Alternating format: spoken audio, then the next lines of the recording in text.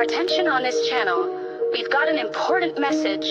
All observations and opinions shared here are for educational purposes only. This content is intended for adults. Viewer discretion is advised. Be advised that any individuals mentioned are not intended to suggest involvement in any crime. Case by case, got the fire. Ha! Yo, you wanna talk about true crime? We start with the data flows. Digital footprints meet criminal defense, that's how this story goes. This channel's all about online evidence, the stuff they overlook. From live stream chats to deleted posts, it's all in the true crime book. My goal is to provide insight for the attorney in the darkest hour, to find the proof that can make a case or break a criminal's power. So whether you're a lawyer or a PI, we're diving deep in the mess, exposing misconduct and hidden truths to get to the very best leads. We break it down case by case on the trail of the facts. We show how digital evidence changes case outcomes. We on their tracks. No rumors, no gossip, just the evidence clear and concise. Shining a light on the shadows at any cost or price. What do we do? Case by case. What's the motto? We're here for the victims, the ones who were left behind. We're here for the families, giving them peace of mind. We follow the paper trail, the digital footprints and the timelines. Connecting the dots, we're reading between the lines. We don't just talk theory, we show you how it works in practice. We're here to help you stay ahead of the curve, to get a new analysis. You think you're in charge, but we're here to find what matters most. We're giving a voice to the voiceless, like a digital ghost. Digital ghost, digital ghost. We break it down case by case on the trail of the facts. We show how digital evidence changes case outcomes. We on their tracks. No rumors, no gossip, just the evidence clear and concise. Shining a light on the shadows at any cost or price. What do we do?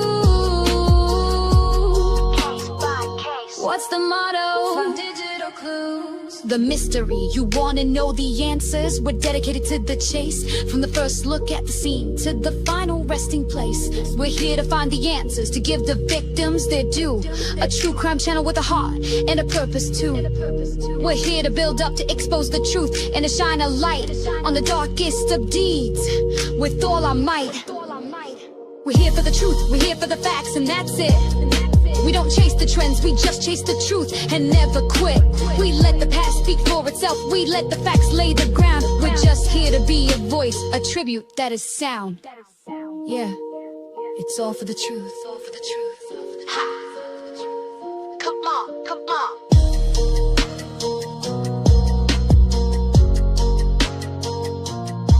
Let's go.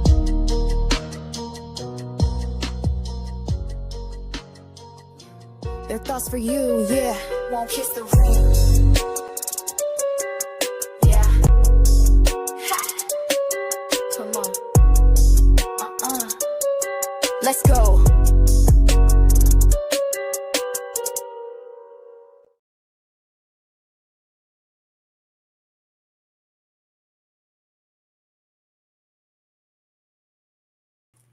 Caught myself. Where's Tom? He's supposed to remind me that I've got to unmute myself. Welcome to Case by Case. Happy Monday, everybody. Glad to see everyone here. We are on episode 23 of the Delphi Vault. And if you are new to the channel, this live today is going to be about the Delphi case out of Indiana. And if you're not familiar with the case, we have a whole playlist titled The Delphi Vault, and today is episode 23. Questor will be on here in just a minute. This was what we were going to discuss last Monday before I went out of town to Delphi. So we're going to discuss today, since all of the volumes that came out with the the phone reports, the depositions, the 15 volumes that we got. We had to do some updating to the phone timeline. And so we have 5 pages of that to go over, and some other little interesting tidbits about the phone that we've kind of been looking at and what it could mean. So, and by the way, my little man's here with me today. He likes to come here. You want to come up here and see everybody, don't you? You want to come up here and see everybody, don't you? So say hi. Say hi, baby Kai. So hey, Streets. So, whoa, she said private PM. Okay. Did you private message me? Is that what that PM stands for? So if you guys have been watching the channel, you know that we've been going over also some of the videos from the trip and discussing different locations, and I still have more to come. I've got quite a bit uploaded. I've just got to kind of go over them. One of the things that I wanted to talk about was so if you guys remember the CAD report that came out, I think while I was in Myrtle Beach when it came out, that discussed the unidentified caller who called in, who basically said that around 1 o'clock, she saw 4 girls down on the Hoosier Highway. So while I was there, I went out of my way to kind of figure out how that would even be possible, getting down to the freeway from possibly the trailhead. And I did discover a way. I got it on video. So that's going to be upcoming on one of my next lives about the trip. And then we're going to discuss how that 1 o'clock eyewitness statement, how it's either inaccurate or we're talking about a whole nother group of 4 girls, because we've got the 4 girls on the railroad bridge at 1:44-ish. We've got the 4 girls taking the 1:26 bench photo. So we're going to talk about that on the next one. And what else? We've got the route, which I just sent that to Quester. I've got the route from RA's house going the back way to the CPS building. And that entire drive took 14 minutes and I believe 10 seconds. So we are going to kind of figure that in, factor it into the timeline that we have based on Rick's interrogation video. And when he said that he left Peru, when he said he left his mom's to go home, get a coat, and then go to the trail. And we're going to see how that lines up and where that puts him. And we also have the drive from the Patties to the Mears lot. And on another live, we'll talk about where it appears that the car pulls over. The GPS shows that the car stopped. And I also still want to talk to Osbrook about it, because Osbrook seems to think that at some point during that drive, Kelsey was speeding excessively, which when we watch it, there's really only one straightaway where you could probably do 50 miles an hour. The rest are all really skinny roads that I mean, she was a new driver. So, I mean, she could be reckless. I don't know, but it just doesn't seem like you would be comfortable going fast like that down those roads. So everybody hit the like, hit the subscribe. I did post some links up there. I am posting a lot of stuff in the Facebook, the Case by Case Facebook discussion group. And there's great conversations going on in there. I also posted a link to the Case by Case website and a link to the new apparel store, which super cute things there. Tried to keep the price down low. We tried to keep, Terry did a really great job of putting things together. And it's a separate account with our website. That way we could avoid the really high prices by going through and putting them on a Shopify on StreamYard, or not StreamYard, but YouTube. So check that out if you're interested. And if you have any things that you would like to see added, let us know. We'll get it in there. Any questions? We have time to chit chat before Quester comes on. And yeah, he is such a good baby. He really is. He was just watching the Mickey Mouse Club before live. So Let me see what else. What else can we talk about until Quester gets on? He said he was right in the middle of something. Hey, if you got any questions or anything like that, let me know. Somebody wants to come up really quick and make a comment or ask a question, I can drop the link, and we will do one at a time until Quester gets here.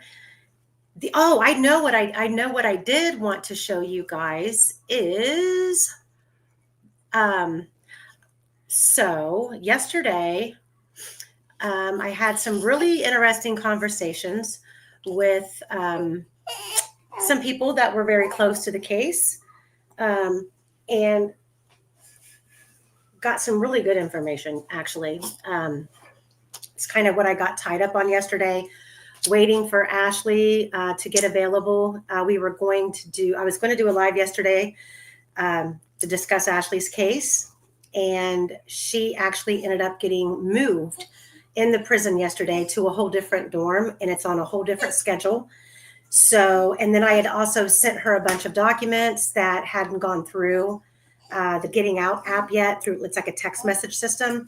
Sometimes they go through right away. Sometimes they take 24 hours. It looks like this morning she does have them all. So that kind of put us, sidetracked us. And when I do this live that's coming up on, it's going to be a massive live, and I believe Ashley is going to come on for the first time ever and speak. And we're going to talk about her case status. We're going to talk about, it's always funny that people who, didn't give two shits about her case when I covered it for 2 years, now want to, start. You got Sleuth Intuition. Now you've got Prof doing a Substack on the case, and neither one of them know the case. They don't know the details. They're just regurgitating the news media and, unfortunately, lying ass Garrett Kurtz. So, definitely when I go live about that, you're not going to want to miss it, because there are going to be some new facts that I share. And there's also going to be a major case update that I hope really good news comes out of it. I've been waiting, and now that the appeal came down, we also have some roadmaps on that, how to get these last two prongs satisfied for the appellate court. So, we'll see. Nothing like this is easy. And, not everybody in prison is guilty, and not everybody in prison is innocent. There are facts and case research that needs to be done for a reason. And I believe I've done that. I've shown it. And if people just choose to ignore it and not take the time to watch everything that I've provided you, and you still feel the need to go out and regurgitate false information and face facts, at the end of the day, you're the one that's going to look stupid. So, yeah, they probably do just want my attention. And, when it comes to Ashley, they're going to get it, and they're going to get a handful of it, because it ticks me off, because they don't really care about the facts. They just want to run their mouth. So it is what it is.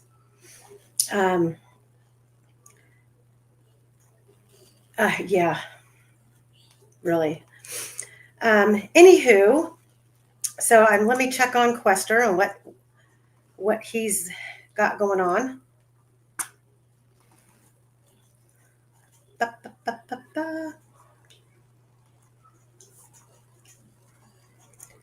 Let me see.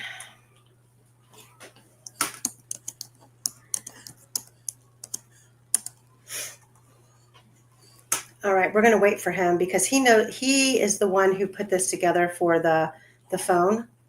Or I can actually, I can go ahead and start. I can go ahead and get started on it. Let me see here. I'm going to have to go in and share my screen. Now, this is the updated phone information from the Cecil report that we have. And there is, so we're going to talk about this WANN, WWANN information that's showing up in the phone data. It's quite interesting. And you kind of get different views on it when you look it up. So let me just double check. Can you guys see my screen?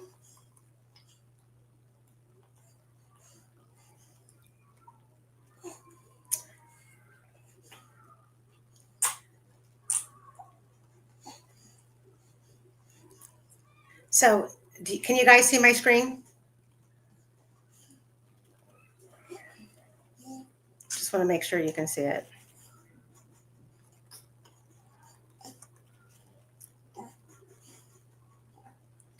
Can you guys see my screen? Yes. Okay, good. Okay. So this phone data is from Libby's phone from February 12th of 2017. And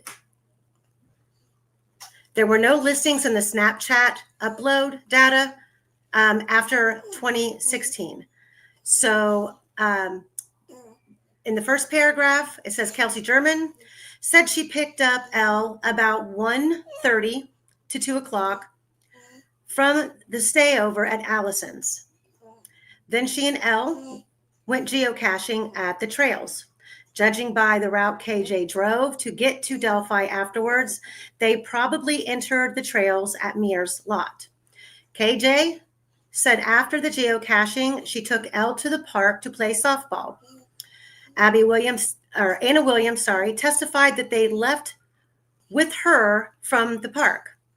She said, I brought them back to my house because in the car ride to me taking Liberty home, they were asking for Abby to spend the night. Now remember this, however, Derek German testified in trial that he had to pick up Elle from the overnight at the other friend's house. And then he went straight to Anna Williams' house to pick Anna up, or not Anna, but Abby. So that was clearly false in just the everyday to day, like, what they're doing. And it's very strange to me that they both have a recollection of picking the girls up. And once they're both picking them up from the sleepover, or no, I'm sorry, Kelsey's picking them up from the sleepover. Anna claims she's picking them up from the park. Derek German is claiming he picked them up from the sleepover, but he didn't take them to the park, or at least he didn't say that he did. It's freaking bizarre. The whole thing is bizarre. How these stories just continuously get forgotten, changed, what car they're driving, where they parked, it's really, really bizarre. So on Libby's phone, and what we're going to try to do here is we're just going to kind of show you guys like a pattern of how Libby works on her phone, like what she's doing, how she's, the screen on, the screen off, how often she's texting. So we have at 15:34, we have screen off. The phone calculates 100 movement stops, steps of 125, which is 78.42 meters. And then at 3:35:50, we have the Snapchat app in the foreground. So if I'm reading that correctly and understanding how that works, so basically let's say you're in Snapchat, you get a text notification. And instead of like going and completely closing out the Snapchat app, you just open up the text thread, leaving the Snapchat app in the background. So you're going to see a lot of that. You're going to see all kinds of different things in the background. And then it also notates when things aren't in the background. So at 15:36, which is, this is still on the 12th, Saturday the 12th. They've got the Snapchat app not in the foreground, but then you have the Facebook app in the foreground. Then you have then at 15:37, you have the Facebook app not in the foreground, and then you have the phone locked. Screen off at 15:37, and then at 15:37 and 8 seconds, the screen comes back on. You've got the movement stops, and there's, let me see, it says movement stops, steps 84. This is tiny writing, but in order to get it all here on the screen, we had to make, he has to make the font small. So, and then we also have, if you look at the image, and I will make these available on the community page and in the Facebook group, we have all of the locations added based on the coordinates of where the phone said that it was. And I believe most of these, other than the ones at the park, most of these are showing at the Patties at 500 North, on 500 North. So you've got the snap down here at 3:51:25. You've got Snapchat not in the foreground. And then at 15:51:28, the phone is locked. And then at 15:51:28, the screen goes off. So literally instantaneously, when the phone is locked, the phone goes dark. There's no, locking the phone. And I think that's how it works with most phones. But you can see on here, that's, the phone is working properly. And for any of you guys questioning the time, the 15:52:40, that's going to be 3 o'clock in the afternoon, 10 till 4, basically.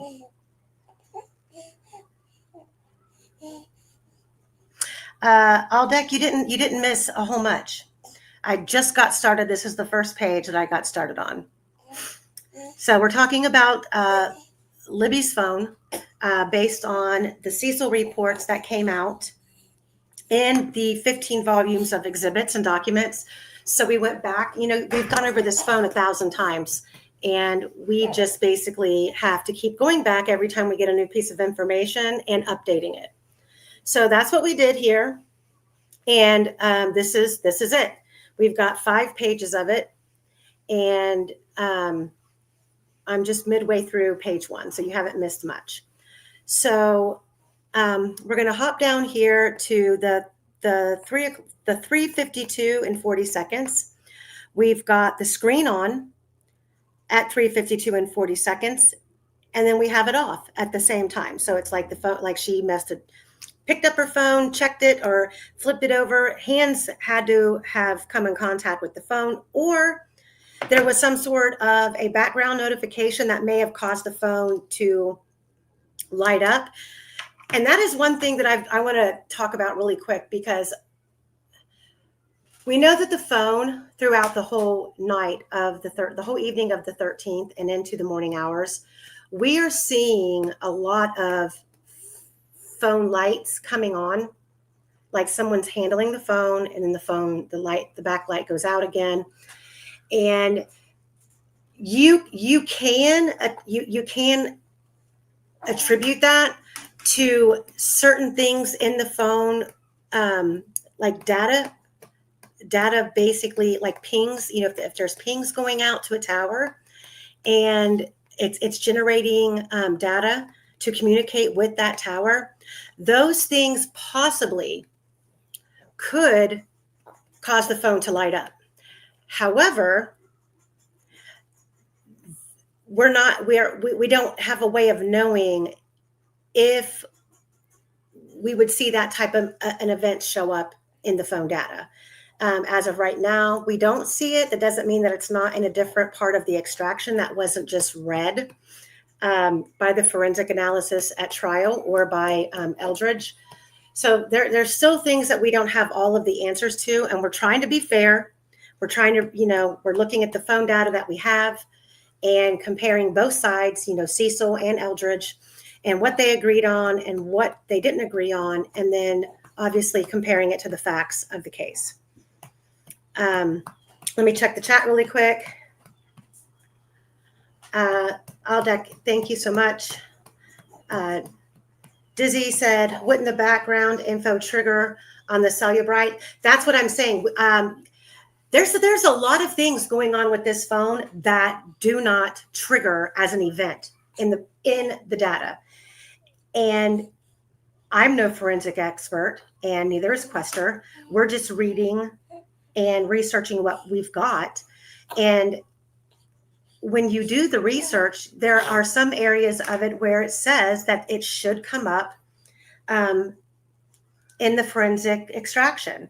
Well, we're not seeing it. And the other thing that we're not seeing on here is Snapchat. We are not seeing a lot of Snapchat in here for the amount of communication that we've been led to believe was happening in Snapchat. And that's very odd.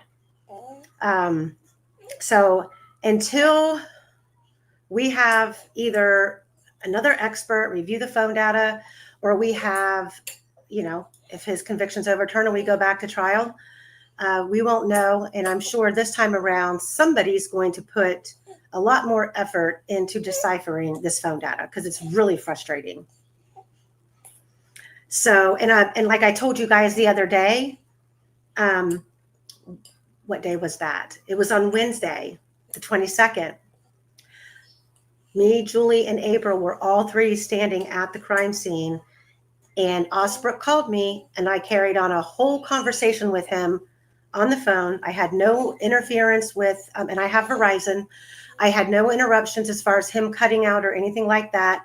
And I do have a little bit of a clip of it, of me talking on the phone while I'm recording with my other phone. And I thought that was interesting. Like, what are the odds of that I would get a phone call while I'm standing right here? So that, I can't imagine that Verizon is any better of a phone provider or a network system than AT&T. I would say they're equally good networks. So there's that. Check. I wouldn't know how to check and see where I connected to on my phone. I have an iPhone. My phone rang and I answered it. I'm not sure how to check that. If there's a way, I'll figure it out. Well, I think there's only one tower in that area, and that's the Wells Street Tower. The tower across the street from Ron Logan's property is a non-working tower.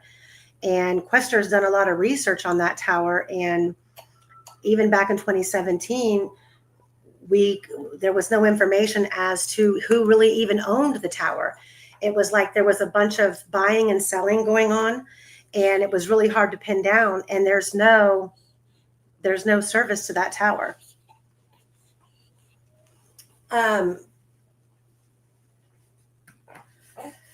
Okay, so moving on. Here, I got to tip my screen over just a little bit because this writing is small. Okay. There was a side note again about what Anna Williams testified that she took A&L back to her house to get some painting stuff and personal items for a stayover at L's. This would have to mean Abby was with Libby at the softball field, just as Anna Williams testified. She took Abby there. So that was just kind of a follow-up to the testimony question that we had up top. In order for Abby to get her clothes and stuff, I guess, she would have had to have gone home. And I don't know why there's such a conundrum about who took the girls where. But interestingly, this is where I feel like Abby, well, no, I'm sorry, that I debunked that for myself, because we all were wondering, because Kim Riley claimed that they were looking for a backpack. So there for a while, I always thought, well, if she went over to Libby's to spend the night, and the next day was a school day, and she stopped at her house and got a sleepover bag, and now we're hearing Anna say that she also took some painting, arts and crafts stuff with her. I always thought, well, if Derek was going to pick the girls up from the trails and take Abby directly home, since she literally lives right there by the south end of the bridge, not even, maybe a mile, would she have taken her bag with her to the trails? That way she had it. Since Kelsey dropped them off, she wouldn't leave it in Kelsey's car. But we now know that Anna had told Abby that she could stay the night over there and she could eat dinner there as long as she could stay into the evening and eat dinner there, she could spend the night because Anna had to work. And she wasn't going to be able to pick Abby up until after she got off work, which I believe was like after 8 o'clock in the evening. So that kind of squashed that idea for me that, she would have taken a backpack to the bridge. So unless the girls' plans had changed, and we see these girls are making plans without really confirming them with anybody until after the fact. So that kind of shot down my whole idea that Abby would have had a bag with her. What was the question mark for, by the way? AC or at C one day?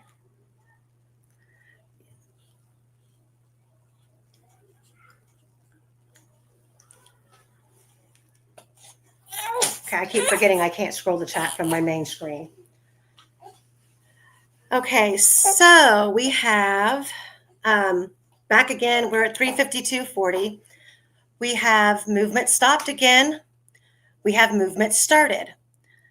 So just in that quick moment, the phone is calculating very rapid movement. The movement is stopping, and then the movement is starting again. And the distance is about 6 feet, 6 feet 30. The phone moves 6 feet and 38 meters. Is that 6 feet or 61 meters? I can't see it. It's too small. So but the phone is calculating really quick, like stop, start. The Snapchat app is in the foreground at 16:02:20, and at 16:02:20 the phone is also unlocked. At 16:02:30 the Snapchat app is not in the foreground, and at 16:02:32 the phone is locked. So to me, that would indicate that she unlocked the phone, she closed out Snapchat, and then relocked the phone, all within a matter of seconds. And again, this is on Saturday, February 12th in the afternoon. Then we have there's a location in time that registers in the phone with coordinates. And let me pop my screen down so I can read this because your guys' little chat screen is blocking me. So it says that the location puts them at the Patties at 5 p.m. Quester believes that it's impossible for Abby to collect up all of her painting and overnight stuff. Then Abby and Livy leave and get to the Patties' house all in 4 minutes. That's not going to happen. That is well, and he's right about that.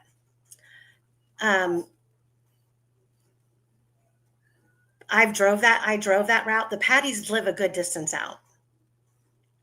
And I'm talking maybe 15 minutes. We drove the Patties to the Mears, but we didn't drive it to Abby's house. But I would have to say that Abby's is a little further than the Mears to get there, because you have to go out and around and then come back down in towards, like you're driving towards the private drive. She lives right on that road. So I have to agree with Quester on that. So at 6:07, 6 p.m., 7 seconds, we have Snapchat app not in the foreground. And then at 16:07:32, the phone is unlocked. And at 16:07:32, the screen goes off. So she unlocks the phone, and then she must have relocked the phone because the screen went off. Then at 6:07:54, there was movement on the phone that stops, and the phone had traveled 76 meters. And then at 16:08 and 4 seconds, the phone was unlocked again. So as you can see, just based off of this first page, the phone is definitely capable of calculating what's being done with the phone. You know, it's being locked, it's being unlocked, what's in the background. It's calculating distances. And the reason we wanted to go over that is so we can show you that on the 13th, We're seeing a lot of these same things throughout the evening, but without this other information being documented in the phone data. And some of the things that are being documented are things that shouldn't be happening if the phone from, say, 2:30 to 3 o'clock onward is under Abby's body. There are things that should not be happening. And one of them being the phone, the battery should have died at some point that evening. So I'm going to go to chat really quick.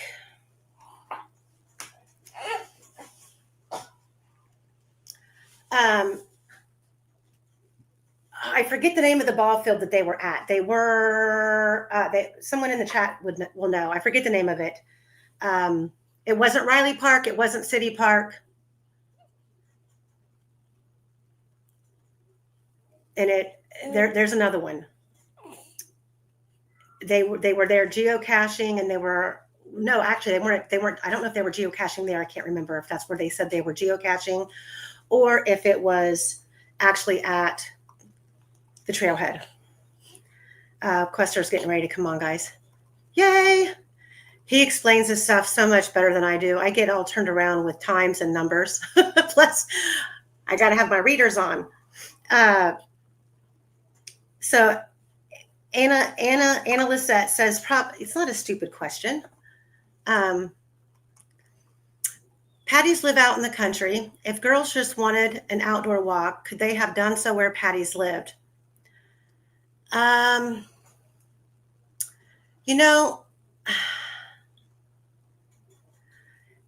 show you where they live. How about that? And you guys can decide. Because I would say if I was a teenage girl, there'd be no way that I would want to be walking out there where they live. First of all, there's big tractors that travel that road. And let me see here.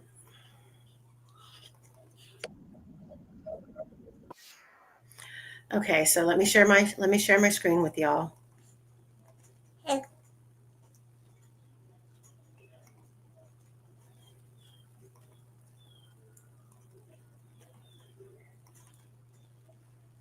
Okay, can you see my screen, everybody?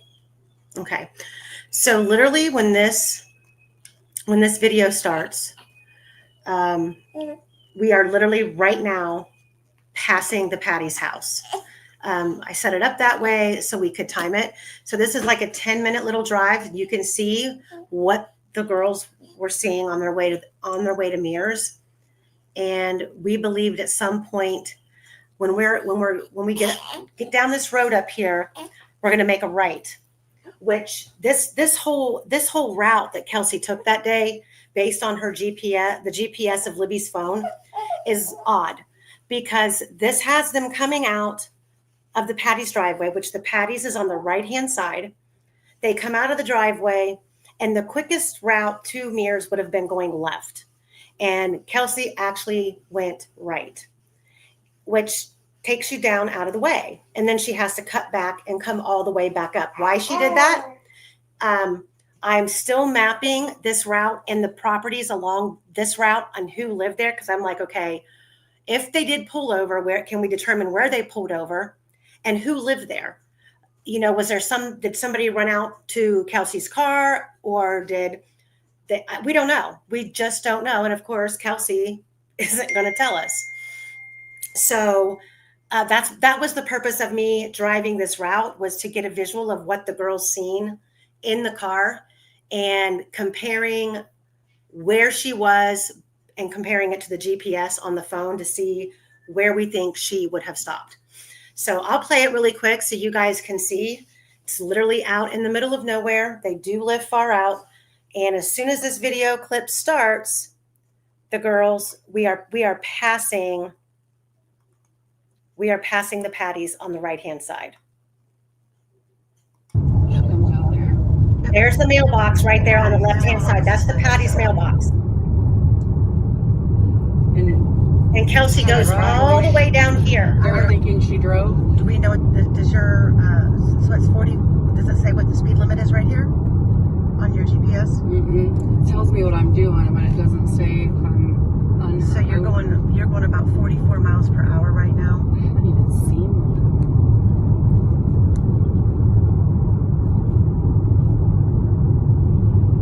See, I can see her doing 50 on the straightway, but then once you get up there where those curves are, no, that's dangerous.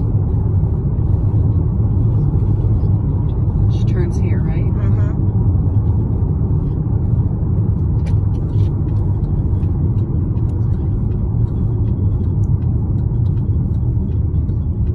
Wester, I'm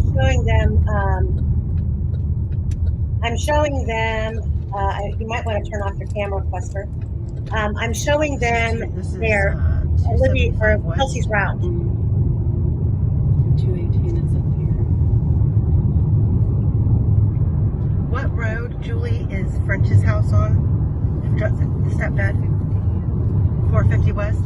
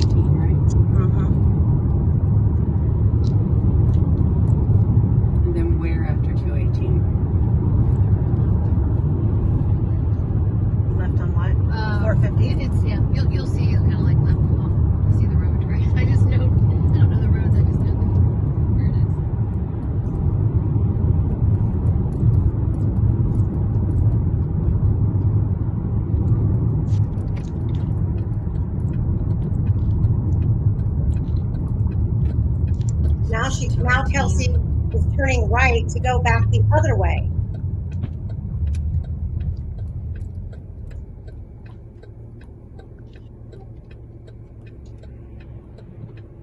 Thank you, Aldec.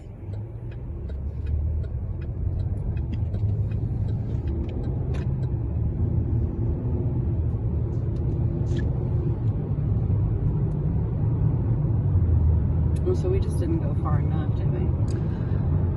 I don't. Am I turning right at? No, you're turning left. 450? What is this? It's 300 West. Keep going.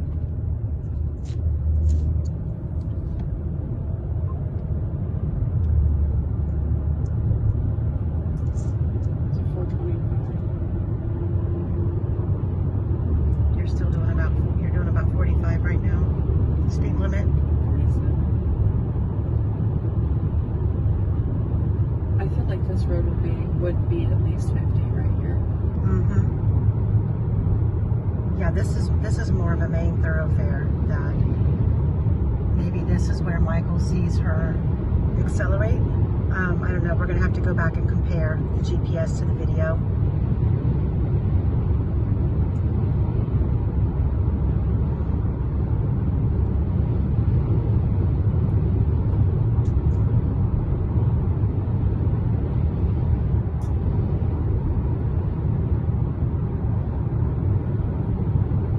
Do you see how far this is from the bridge? How far the Patties live from the bridge? So we're getting close to where we crossed right here, right? Mm-hmm. So it should be up there.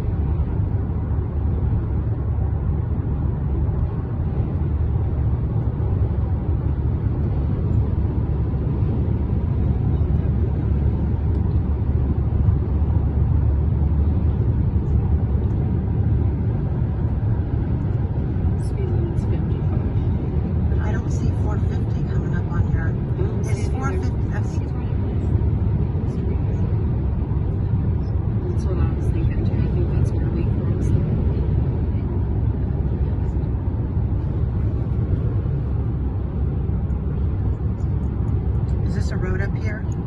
Okay. Right where that car just passed. So we're going to turn left. And then it's a quick little, you turn left and then you turn right at the first curve, or at the first turn. I think it looks like it's the only way that you can go. This is 525 though. Huh? It just said this is 520. Yeah, it's 525.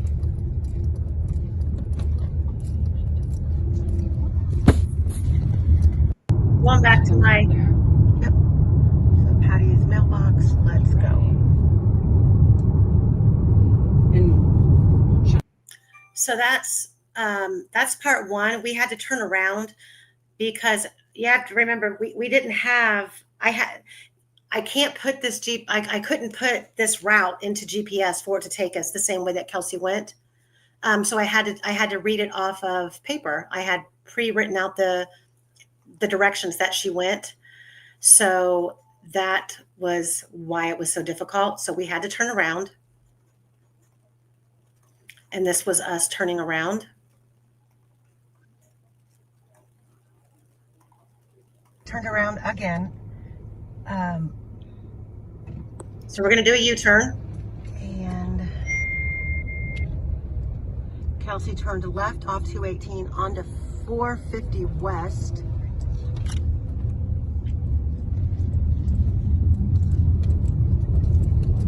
And this curves to the right, and I swear, and I'm wrong here, thinks that she might have pulled off right here somewhere. I was wrong. It was could be wrong. Further back where go through the video and look at the GPS. But what's up in there? That's what I was wondering. That road goes back to something. There's a house. No, there's like, it's like a barn or something. Yeah. Okay, Julie. So now we should be on right now, 375. Yes. Julie's in the back seat trying to be quiet because I'm recording. 375.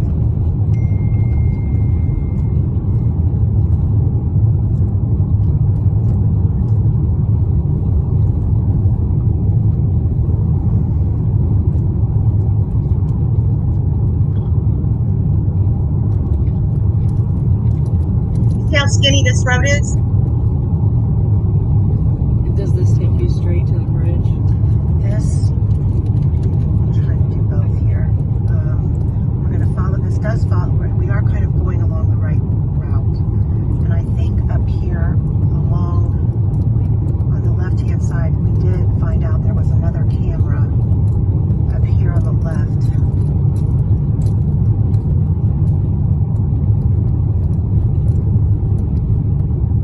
Hey, Tom. 575 West.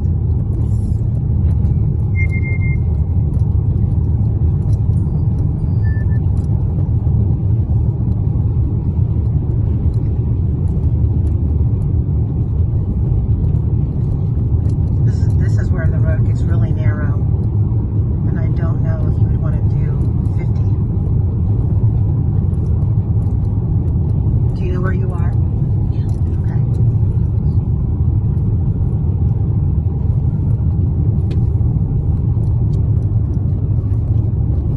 That's a We nice, definitely passed this earlier, Amy. we did. Where is French's property at, Julie? Oh, it's actually. Once you get to the bridge, if you want me to take a bridge, You're gonna go where? go past where all that is. You're gonna go straight instead of. Okay, we'll go. We're gonna go to Mears first. Whose property is that right there?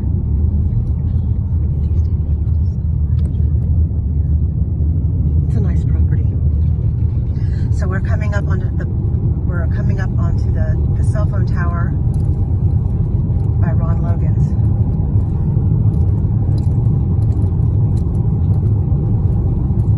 So for those of you who are just jumping in chat, this, we're watching really quick because we're talking about Libby's phone data. After we got the 15 volumes of documents, exhibits, depositions that were dropped a couple weeks ago, Quester updated the phone data information, and I've already gone over page 1. So when we get back to it, I'll let Quester dive in to the data. But somebody was asking if the girls wanted to go for a walk, did they actually have to go to the trails to do that walk? Was the area by the Patty's house sufficient for them to go for a walk out there? And I just thought, you know what, you guys, I'll let you guys decide, because we did drive the route that Kelsey drove to the Mears lot with the girls that day, and that's what we're watching now. And just to reiterate what I just said on the video, we are coming up on Ron Logan's property. It's going to be up here. We're going to turn right, and Logan's property will be on the left. But if you're looking at Google Earth, like we've gone over on this channel numerous times, across the street from Ron Logan's property is a cell phone tower. And we don't believe that cell phone tower has ever been operable. Quester had a hard time even trying to determine who even owned it. And the other thing I wanted to clarify, because I did make it a point to look for it. For those of you who know Reese Davis, the interviews that we did with him here, he had stated that Ron had told him that he burned stuff in a burn pit across the way. So of course, on Google Earth, I started looking, and at one point I did see an area in between this barn that's on this corner property, in between the barn and the cell tower. It's a circular dark spot that could very well be a burn pit area. Here in person, I could not see it.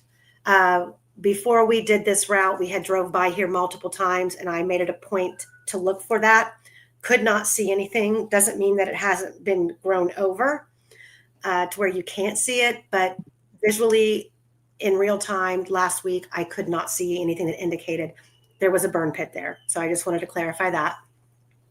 So we're going to just finish this. There's only just a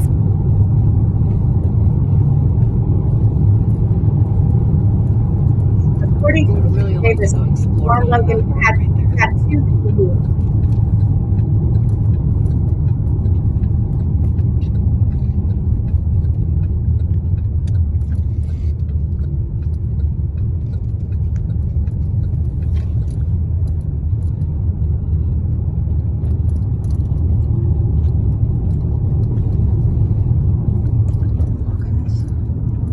Just passed Ron Logan.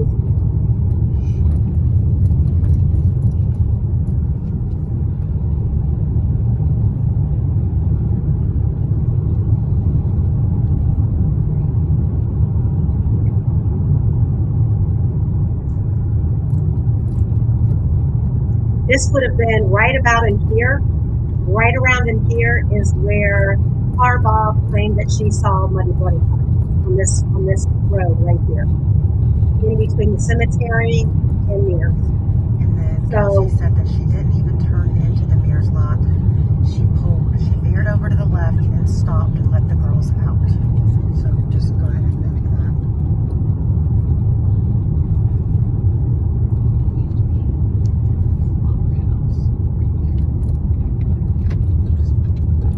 So Kelsey said she didn't pull into Mears at trial. She pulled right here with the nose of her car still facing the road. And we now know base, this is the Mears lot. There's the Mears. Okay, so I'm just gonna do a U right That's here. fine. So now That's fine. It's just starting over. So we now know also that right as Kelsey was pulling up to the Mears lot, Libby unplugs her phone from the car charger at 1:48. And it's literally a 33-second drive from the Mears lot to pass the Hoosier Harvest store. So we know Kelsey's car was seen on the Hoosier Harvest store camera at 1:49. So, hello, Quester. How are you? Not so bad. So I'm a bit late. Oh, that's all right. You're worth the wait. I know I am. Yeah. So I did go over page 1.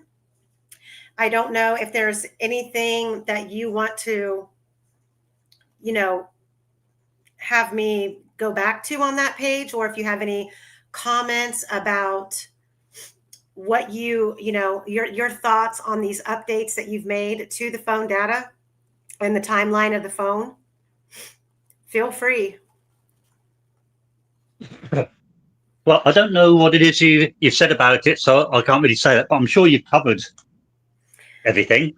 Yeah, I went over I feel like, because it was from the phone activity on the 12th, Saturday the 12th, in the mid-afternoon.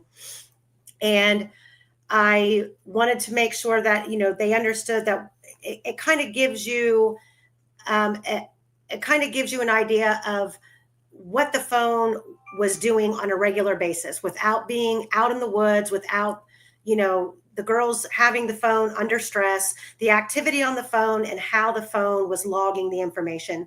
And it seemed to be logging quite a bit of the distances traveled, and then the stop, the phone being unlocked, the phone being locked again, Snapchat being in the background, the different apps that we see coming into the foreground and going into the background.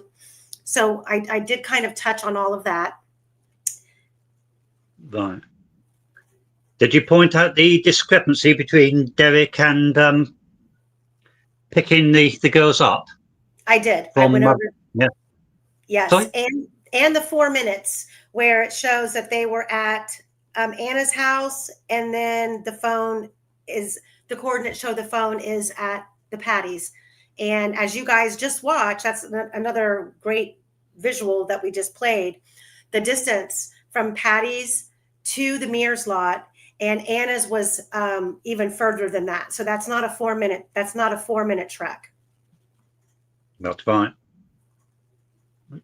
So I'm going to pull up page 2. Page 2. Well, you have all of these docs, the 1, 2, 3, 4, and 5. Right, page 2. That's 13th of February in the morning. Correct. Yep. Right. So Just pulling that one up. Yep, I'm going to share my screen.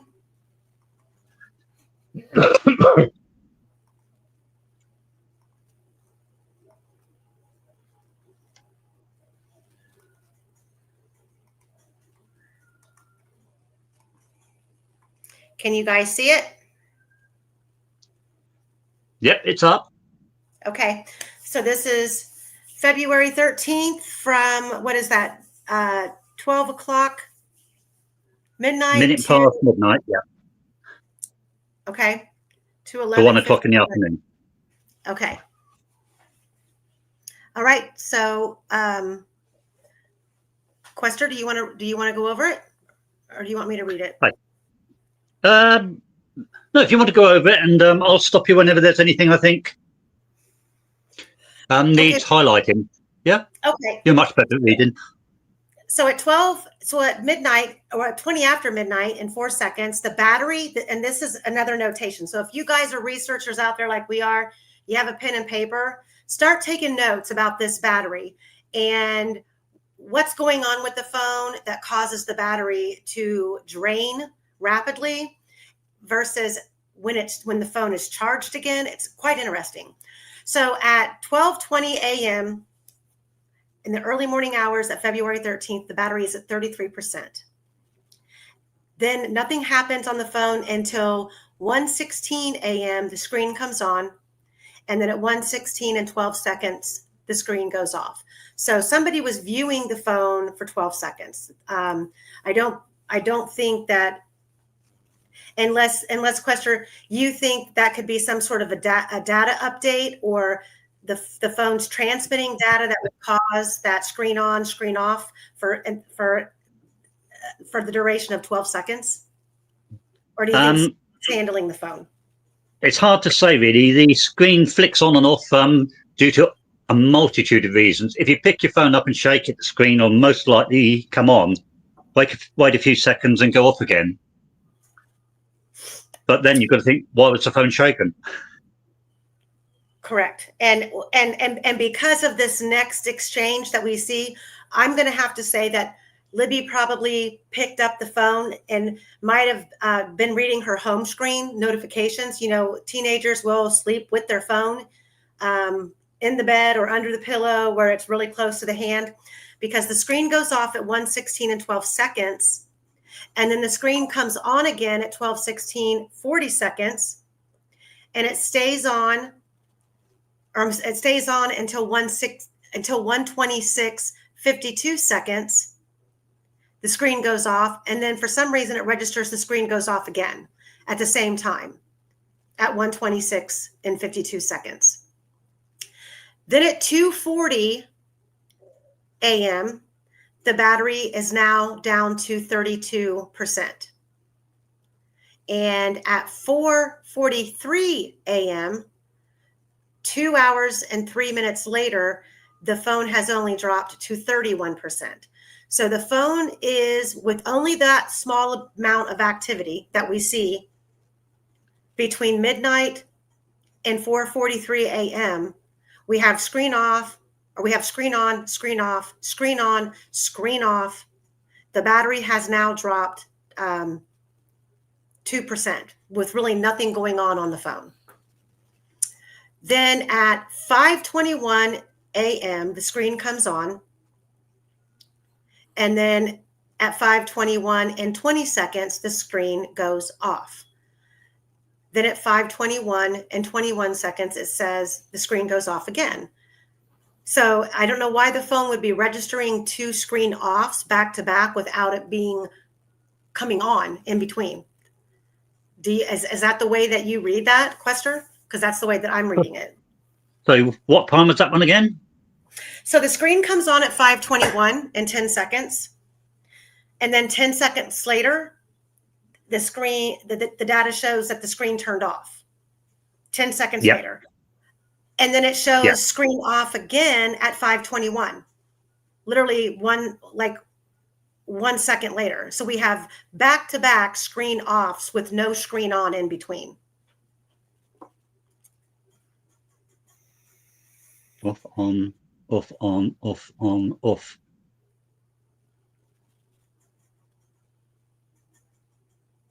Uh, 5:21:08, screen off. 5:21:10, screen on. 5:21:20, screen off. 5:21:21, screen on. 5:41:32, screen off. 5:41:33, screen on. 5:41:40, screen off. On mine, it says, I'm reading it from left to right, line by line. So let me double check that I'm reading that in order. 5:21:10, 5:40. Have you got my old sheet there? No, these are the ones that you just sent me today.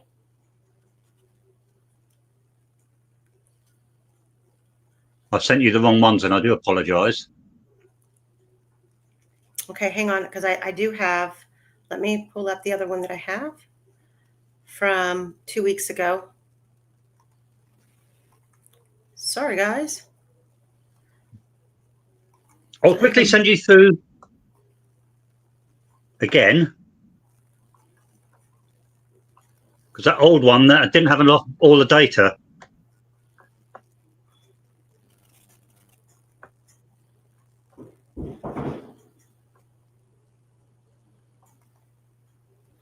Okay, here, this should be, now this looks to be, these look to be, this has got Tyler's information. This has to be the new one because it's got Tyler's information on it.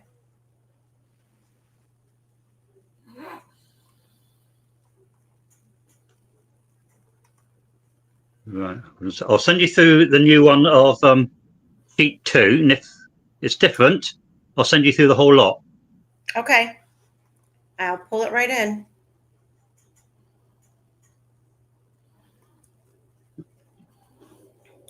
Hey, Julie.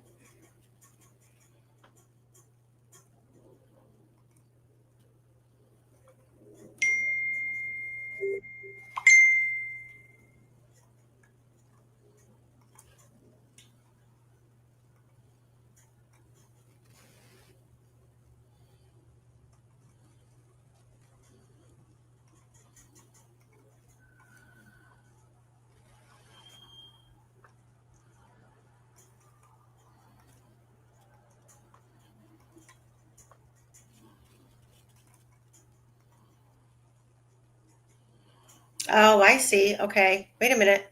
Now does this have Tyler's information on here too?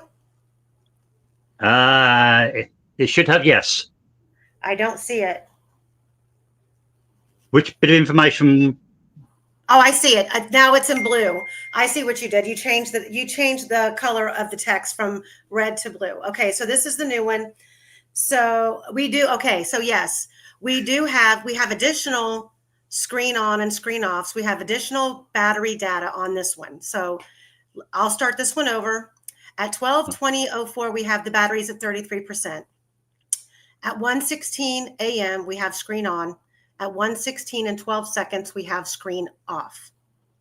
At 1:26:40 seconds, we have screen on. And then at 1:26:52 seconds, we have screen off. So each one of those screen on, screens off, they range anywhere from 10 to 12 seconds apart. Then at 1:26:52, the screen comes on. And then at 2 a.m., 2:40 a.m., the battery registers that it's at 32%. So 2 hours later, the phone has now dropped 1% in charge. Then at 4:43 a.m., the battery has now dropped to 31%. Then at 5:21:08, we have screen off. At 5:21 and 10 seconds, we have screen on. Now, mind you, what we don't have is any communication going on throughout this night with anyone else on any other app other than text messages with an individual by the name of Tyler. And if you remember, Max Snowberger claimed that he had been messaging with Libby throughout this night. We don't have any of those messages in this data. So we are still missing portions of the phone data. You certainly are. So let's see here. We have multiple screen on and screens off in between 5:21 and 5:41. And then at 5:41 and 43 seconds, the screen comes on. And then at 5:46, 5 minutes later, the battery is down to 30%. And then at 6:39 a.m., the power level becomes really bad. At 6:41 a.m., there's a text message from Tyler who says, wow. At 5:41 and 15 seconds, there's a text message.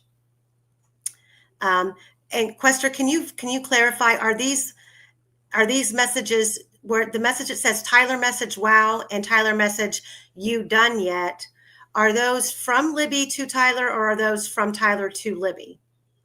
Right. Just to the left of it, it says RX apostrophe D. Yeah? Yes. RX means received. Okay, so those are coming in from Tyler. Isn't it curious that you've got a teenage boy up at 6:40 in the morning? And why is he texting her at 6:41 a.m. asking her, are you done yet? Done doing what? You would think that she would have been asleep. 6:43 a.m., we have screen off. 6:43 and 16, we have screen on. 6:43:24, we have screen off. 6:43:27, screen off again. 6:50 a.m., we have another message from Tyler that says, guess so, and I couldn't because she didn't forget. So it seems it seems like we're able to see messages from Tyler, but are we not able to see messages to Tyler in the phone data? We do see some, but it's quite clear some are missing. Okay. So he sends that message at 6:50 a.m. 6:52, we have screen off. Same thing, 6:52:54. 2 seconds later, screen on. 6:53, the battery is now at 29%. 6:53:04, we have screen off. 6:53:05, screen on. Then the phone jumps to 10:41 a.m. There's no activity that we have in between 6:52, almost 7 a.m. to 10:41. Screen goes off, which is interesting because the last record that we have is 6:53:05. The screen is on, but we don't have a screen on anywhere at 10 o'clock in the morning or 10:41. We just simply have a screen off. The screen comes puppy. Yeah. 10:41, we have screen on. And at 10:41:56, the battery is now down to 28%. So she was fiddling around the house all morning with a very low battery to begin with. 10:42, we have Snapchat app in the foreground. So, Quester, when that says in the foreground, does that mean Snapchat has been opened? It does, yes. Okay. Then we've got 10:42 and 20 seconds. We have another text message from Tyler that says, I wasn't up that early. Right. That one's got TX, which means it was sent. Gotcha. RX Okay. is received, TX is sent. So Libby's telling him I wasn't up that early. Yeah. And then at 10:42:24, 4 seconds after she sent that message, the phone is unlocked. 10:42 and 20 seconds, or I'm sorry, 10:42 and 30 seconds, the Snapchat app not in the foreground. 10:42:35, Snapchat is in the foreground. 10:42:36, battery's now at 27%. 10:42:56, the battery is now dropped to 26%. At 10:44, the battery is at 25%. And then at 10:46, 2 minutes later, the battery's dropped to 24%. So there's nothing going on in between 10:42 and 10:46, but the battery drops, what, 3%? Yep. Okay, so then 10:49, the Snapchat app not in the foreground. 10:49:05, Snapchat app is in the foreground. 10:49:28, the battery's now down to 23%. 10:53, it drops again to 22%. 10:53:52 seconds, battery's down to 21%. 10:54 and some change, the battery is now at 20%. 10:54:50, the Facebook app not in the foreground. 10:54:52, the screen goes off. 10:54:52, at the exact same time, the phone is locked. And then at 10:55, the screen comes on. 10:55:04, screen off. 11 a.m. and 8 seconds, the screen comes back on. And then at the same time, it comes on and it immediately goes back off again at 11 o'clock and 8 seconds. Then we have Apple Health data. So at 10:55:04, between 10:55 and 4 seconds and 11:01, which is 6 minutes, there's 37.81 meters distance traveled, which is 50 steps.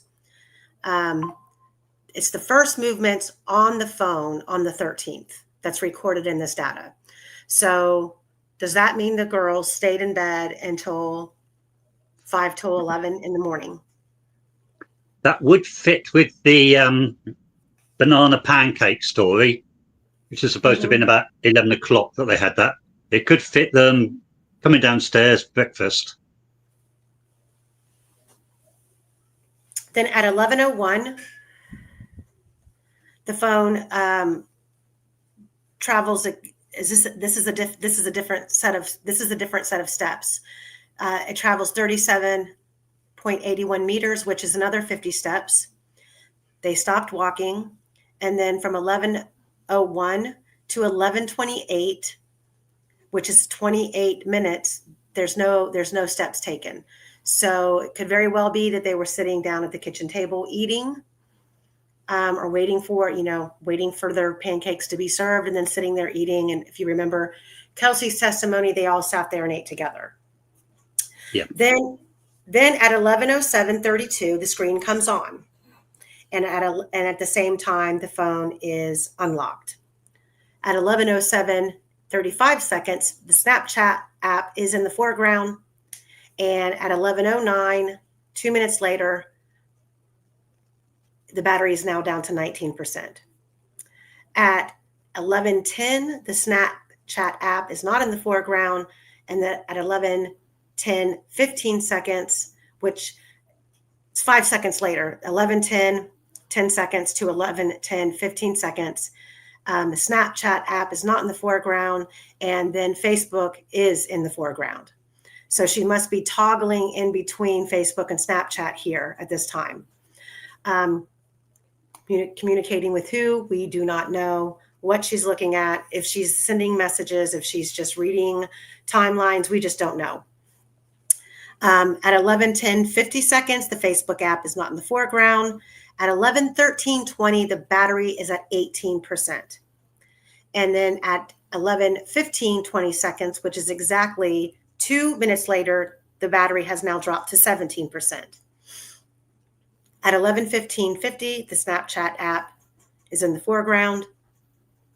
And 1 minute later, the battery is at 16%. At 11:16:20, the Snapchat app is not in the foreground. And then at 11:16:24 seconds, the battery drops even more so to 15%.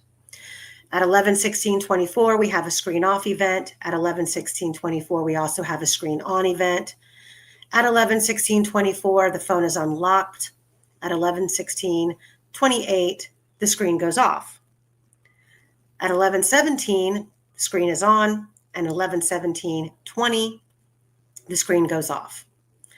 Then we have some more Apple Health data, which begins at 11:28:58, which is about almost 20 minutes later after the last screen off event. We have 11:28:58 to 11:35. No, I'm sorry. It's not 20 minutes. What am I? 11:17 to 11:28. We have that's an interval of 7 minutes with 11.97 meters traveled in distance, which equals about 16 steps. Then at 11:31, we have screen on. 11:31:36, screen off. 11:35:04, screen on. 11:35:08, screen off. 11:35, screen on. And then at 11:35:16, screen off. Then we have more Apple Health data. At 11:35:18, the movement stopped. And then from 11:35:18 to 11:53, which is 18 minutes of time, there's no steps traveled. But that time is in here because the Apple Health data, would that mean that the Apple Health data registered in the phone data? Like the Apple Health data updated? Sorry, can you say that again? So we have in between 11:31 and 11:35, we have screen on and screen off events, and then we have Apple Health data in here, but it says there was no movement for 18 minutes. But we have the Apple Health data log right here that between 11:35 and 11:53, which is 18 minutes, there's no distance traveled. That's correct. Yeah. So was the Apple Health data just updating the phone? Yeah, it updates every now and then. I think it's every 15 minutes. If it's not being used, it'll just let you know. Okay. So then we have at 11:49, we have screen on. And then 11:49:32, the battery is down to 14%. At 11:49:32, we have screen off. Then 11:49:56, we have screen on. 11:50, Snapchat in the foreground. 11:50, also the phone is locked. 40 seconds later, the battery registers at 13%.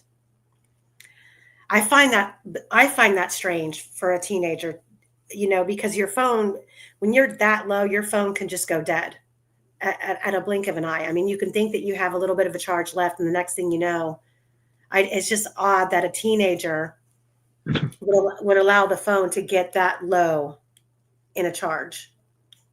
That's just my opinion. So at 11, so we're at 11:51 and 20 seconds. We have Snapchat not in the foreground.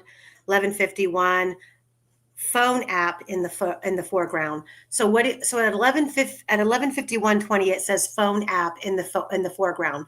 What do you think the phone app is referring to? Like, I don't know yet. I'm still digging to try and find what that could mean.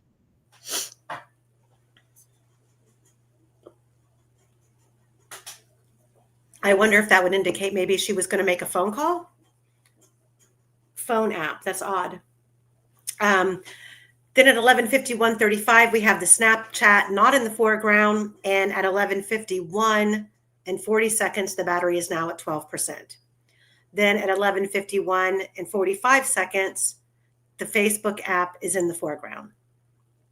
Then we have another Apple Health data update, which is from 11:53 and 22 seconds to 12:01 and 5 seconds. The movement started it registered during a 4-minute period, and the distance traveled was 30.33 meters, which is 44 steps.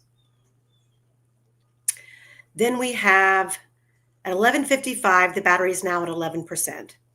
11:56, Facebook app not in the foreground. 11:56:45, Snapchat app in the foreground. And at 11:57, right before noon, the battery is now down to 10%. Dangerously low for a teenager who probably doesn't want her phone to go dead. 11:57, Snapchat app not in the foreground. 11:57:48, screen off. 11:57:48, phone locked. 11:59:16, screen on. 11:59:16, screen off. 11:59:24, screen on. 11:59:28, screen off. 11:59:28 again, screen on. And then 11:59:44, screen off. So the phone, these are all within like 10-second intervals. So either she's handling the phone, or I think the phone is registering notifications of some sort. So at 11:49, go ahead. It could possibly be her movements if she's swinging the phone around or whatever. It's a possibility that could be making the screen go on and off. But the amount of battery depletion says more's going on than that. And I feel like,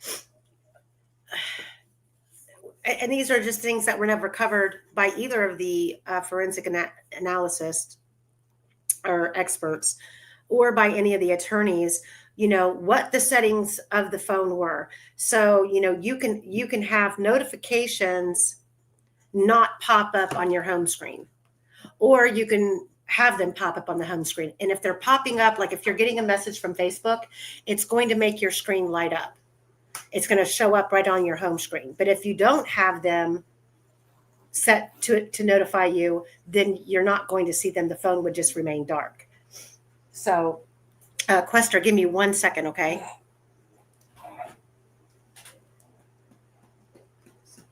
About an hour ago. Okay. We're not leaving yet. We're about to change. We're about to go to the zoo, but they close that box, so we're trying to. Okay. Okay. All right. Say bye. Okay. Love you. Okay. Sorry. My daughter was picking up the baby. So, okay, we're down here. We got 44 steps, and then we're down to 11%. Then we have all of the screen on and screen off events at 10 after 11. Then at 12:15:24, we have the batteries down to 8%. At 12:15:24, screen on. 12:15:28, the phone is unlocked. 12:15:30, the Facebook app is in the foreground. 12:15:50, the Facebook app is not in the foreground. 12:15:50, Snapchat app in the foreground, and then at 12:16:25, the Snapchat not in the foreground. I would love to know who she was communicating with on Facebook. It was said that she was contacting her mother a fair bit through the day, so possibly some of them could have been that, but there's far too many for just contacting your mum, isn't there? Well, if I remember correctly, Carrie said that they were communicating much earlier in the morning when Carrie was on her way to work, and it was on Snapchat that they were communicating. So that this time frame would lead me to believe somebody else was communicating with her, or she was continuously checking her phone for something. And she's toggling back and forth in between Snapchat and Facebook, it seems. Yeah. There is one other thing that's worth noting about the Snapchat use. You probably know this. Snapchat has a facility to, whenever it's used, register your location. If you don't want it to, you have to physically turn that off. Here, Snapchat is not registering locations, so one must assume that Libby physically turned that off. Yep, that's why we're not getting the location information. And if that's the case, and all we can do is speculate on that, because we don't. I mean, we still know that there's a lot of phone data missing, but if that is the case, then that puts to rest the idea that someone that she was communicating with through Snapchat was able to see her location and where she was out on the trails. If she didn't have that. At this point, yes. Depending, of course, on what he's saying on Snapchat and so on. Unfortunately, we don't know what's being said or to whom. Right.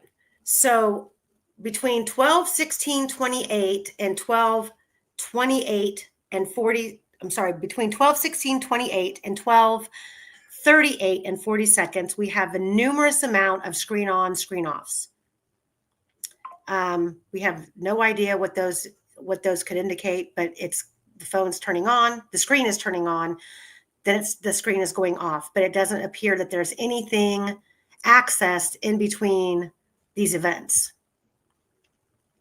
Then at 12:39 and 45 seconds, we have Snapchat in the foreground. And then at 12:39 and 48 seconds, the screen goes off. Family said that Abby and Libby and Kelsey left home at 1:30. In fact, it was 1:40. So they were off by about 10 minutes.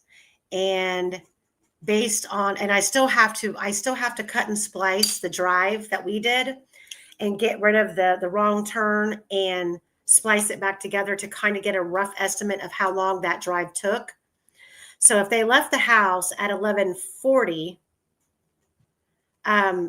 we've got, what is it, 19 minutes? 45. No, we've got a little over 15 minutes from them leaving to Kelsey's car being seen on the Hoosier Harvest Store camera. Movements up to 12:40 are probably, you said, pottering around the house. And there are no going upstairs prior to leaving. Yeah, which is odd. You'd think they'd nip upstairs, grab a coat, do it. Yeah. When you're about to go out, you usually grab something, don't you? Change pants. Yeah, that sort of thing.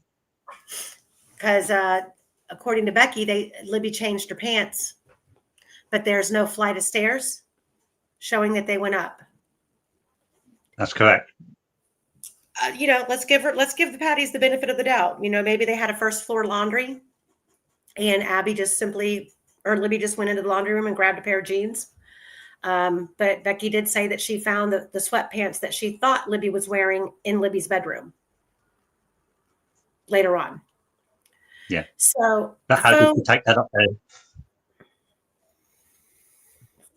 How did she get in there? She didn't go upstairs. Right. Or at least the phone didn't register Yeah. going up the flight. So explain this category here. It says phone unknown, number 1, 12:39:54, cell site or timing advanced estimate. Source of radius data, geolocation data from Google, radius estimate approximately 60 to 100 yards. And that's from the FBI 2019 CAST report. What does that mean? That is the FBI saying that when they searched all the phones and phone records in the area, they found that a phone was within 60 to 100 yards of where the crime scene was going to be at 12:39. They don't know whose phone it was, or they're not saying whose it was. So it's known as unknown number 1. So before the girls even left the house, there was an unknown person with a cell phone out by the crime scene, 60 Yes. to 100 yards. Yes.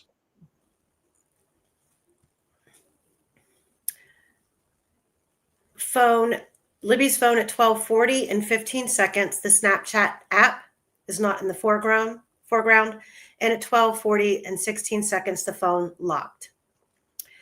At 12:40:24, the battery is now at 5%. Wow. 12:40:36, we have a screen on. 12:40:48, we have a screen off. Just one thing, Amy. Yes. Yeah. There's a comment by Earth Changes. Yep. It says, so she left her phone downstairs and went up. Yeah, that's possible. However, the history that you read out just before, you can see phone lock and so on. It would appear that Libby locks her phone whenever she's moving away from it and then unlocks it when she comes back. Yeah? Yeah. So the nearest phone lock to when she's supposed to have gone up to upstairs would have been, let's see, going back a bit. It was unlocked at 12:15, which is an hour and a quarter. Oh no, it was locked at 12:16, which is an hour and a quarter before they were moving.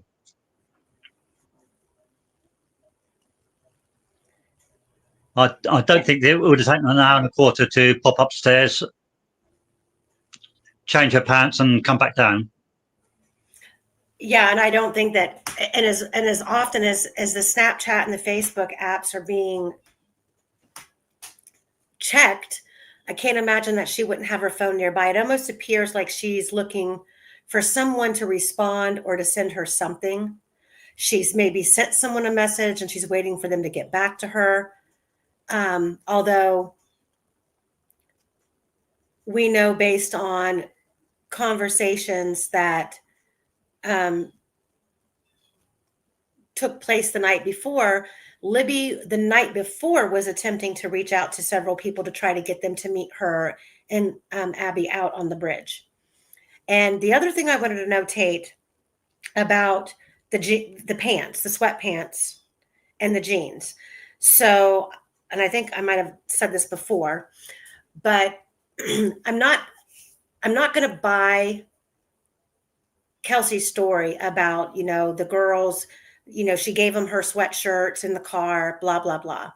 And I don't buy that because, number one, the photographs of Abby in the vehicle, we see that Abby already has on a gray jacket. Yeah. And I always thought until we got the I always thought until I actually seen the leaked crime scene photos, I always assumed that the swim sweatshirt that Libby had on would have had like a front pocket. Okay. Because I always thought if she's recording secretly and he says down the hill, the phone was hidden from him because she was able to slide the phone in like a front pocket. Well, when you look at Abby at the crime scene, wearing that sweatshirt, there are no front pockets on the sweatshirt.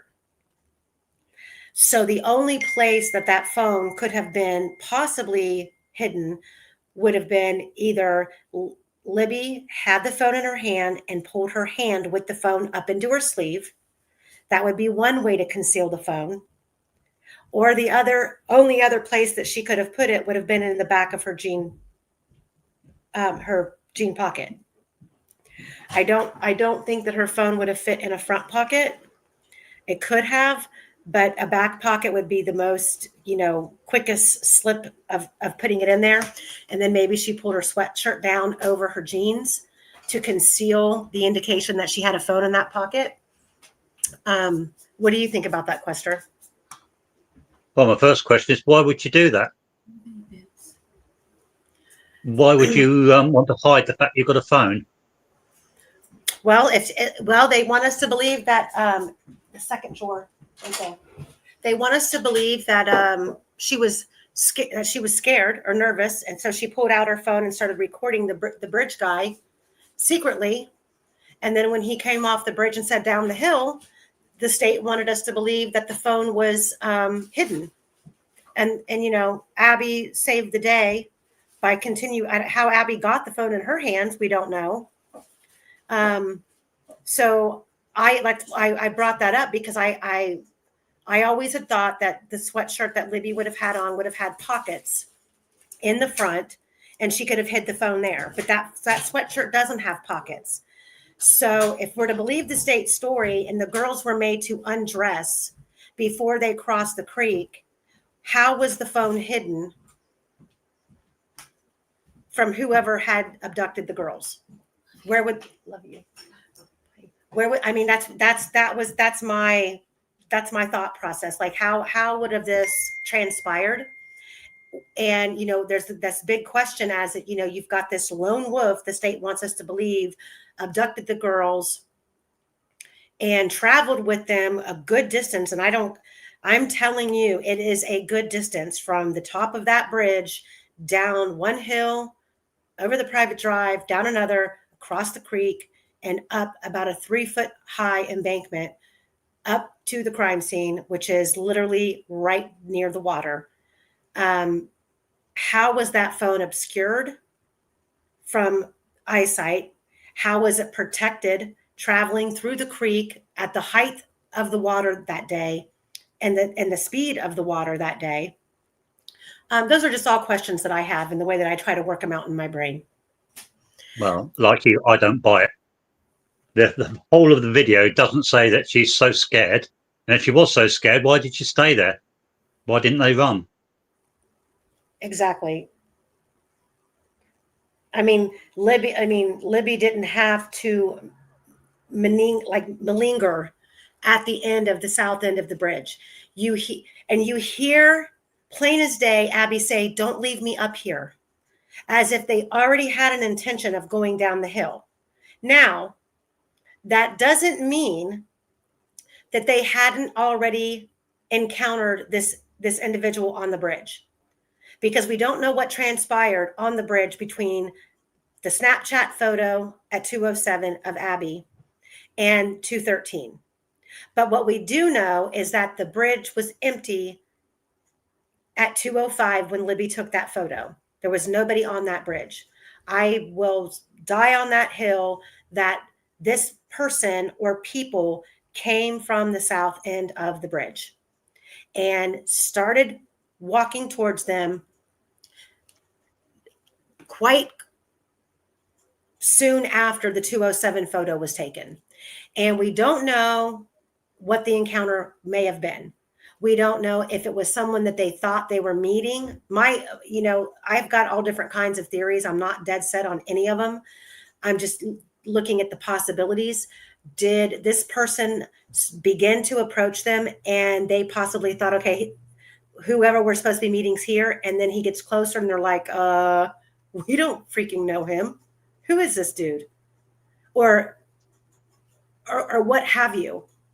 And this person approached them, may have said something, and they just ignored him and continued walking, and he did a U-turn and came up and followed behind them on the bridge. Or maybe he approached them and said, you're not allowed to be up here. You need to get down off of here. So that might have been where the concept that the girls already had plans to go down somewhere because they were being yelled at to get off the bridge. We just don't know. I mean, there's a million things that could have transpired right in there, but we do know, I know that Libby knew that area. Abby had to have known how close her house was, and Libby could have gotten off the bridge and started moving in that direction, knowing Abby would follow her if they started moving in that direction towards Weber's property. And she didn't. She came off the bridge. She's talking about going down. Abby's behind her saying, don't leave me up here. Is he coming? That's, I believe, what I heard. Is he coming? Is he following me? Like, almost like, did they just get scolded in a way? Or was this person, they realized, holy shit, we just were catfished. This is not the person who we thought we were talking to, and we were meeting out here. I don't know. We just don't know.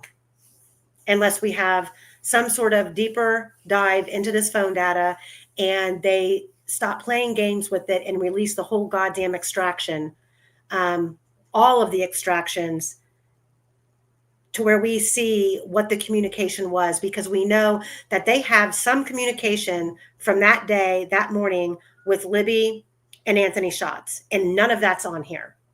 And you have to ask yourself, why? Why aren't we seeing it? Why aren't we seeing other communication with anyone else besides Tyler? Why don't we see the communication with Abby, or with Libby and her mom? Why isn't that on here? Yeah, if I remember correctly, Klein said that he was talking to her about 8 o'clock in the morning, wasn't he? I believe that's what, it was around that time in the morning that during his interrogation with Detective Vito, that he was confronted with those conversations.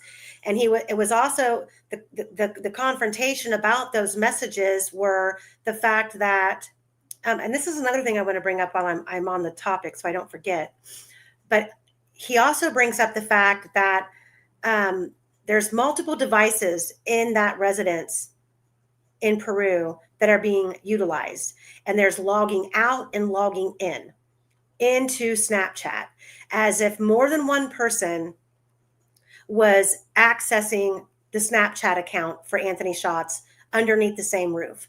And Keegan Klein definitely tries to clean it up and act like he had multiple devices. He was logging out and logging in. And they were like, why did you feel the need to do that? Why are you logging out of one device and logging in another? And then they start talking about the verbiage and how it seems very obvious that there are two different speakers utilizing the Anthony Schatz account. And the other thing that I want to bring up is if everybody remembers back to that transcript, and they're talking about, and they're confronting Keegan Klein about his whereabouts that day and his search of the Marathon gas station. He claims he went with his dad to his grandparents' house, and they called him out and they called him a liar, and they said, no, you were over here on Paw Pike, which is where Travis Trexler lived, which was Keegan's cousin. And the name Travis Trexler is blocked out. We didn't know at the time who that was, but they basically confront him and they say, you were on Paw Pike, you weren't at your grandparents' house, and you were accessing and downloading porn. However, going through these depositions, we now have, I believe it's Holman, claiming that they were able to verify that Keegan was at home. That's not true. If you believe the transcript and the interrogation with Detective Vito, they claim he was on Paw Pike. Yeah. And that also could fall in line with Reese Davis's story that Keegan told him he did not bring his phone with him into Delphi. He left it behind. So with him having a plethora of porn on his phone, and he wants everyone to believe that other people could access, he handed his phone over and other people could just use his phone and get on his phone. Did he leave his phone in the care of Travis Trexler and went to Delphi, and Travis Trexler is the one accessing all of the porn on that phone? We don't know. I'm just throwing that out there because those are discrepancies that Holman and Vito had. We do know something. If we go back to Klein's police interview, he said quite a few interesting things, and so did the police. For instance, he said he'd blocked Libby the previous day because she was being annoying. Yeah. And apparently his phone supported that. He had. However, it also came out, the police said, and he agreed, that at 7 minutes past 8 in the morning on the 13th, he was chatting with Libby on social media. And in that chat, Libby said she would be at the bridge at 12 o'clock. Right? Mm-hmm. And she'll be wearing, and said she would be wearing a grey sweater. Now, if you go back up this sheet you've got on the screen and have a look for 807, I'll give you a clue. You won't find it. Yeah, because it jumps from 6 o'clock in the morning until to 10:41. Yeah, there's a massive hole there, isn't there? Yep. And then you jump down here to this unknown phone. If Libby's reported that she's going to be out there on the trails at 12, we have an unknown phone within the area of the crime scene at 12:39. Yeah. And I just wonder in the geolocation, the geofencing report, if that same phone number, does that phone just miraculously pop up there? Or do they actually know where that phone traveled from to get there? If they do, they haven't said. All the state experts were doing the don't know. So the bottom of my screen is, can you see the bottom of the screen, Quester, the last three columns? I can see phone at 12:44. Okay, because from 12:40 to 12:44, I have a little window thing popped up that shows that I'm sharing my screen. So I can read the 12:40. There was Snapchat app in the foreground, 12:40:16. 1 second later, the phone is locked. 12:40:24, the battery is now at 5%. Now we are literally within 1 hour of the girls leaving the Patty house. And she's allowed the phone to get down to 5%. Then at 12:43, can you, I know it says the Bree Wilbur picture, but what does the rest of that line say? Because my screen's blocked. No, 12:43. The picture at the bridge was taken on Bree Wilbur's phone. Okay, but did you add that in here, or that's not in Abby or in Libby's phone data, is it?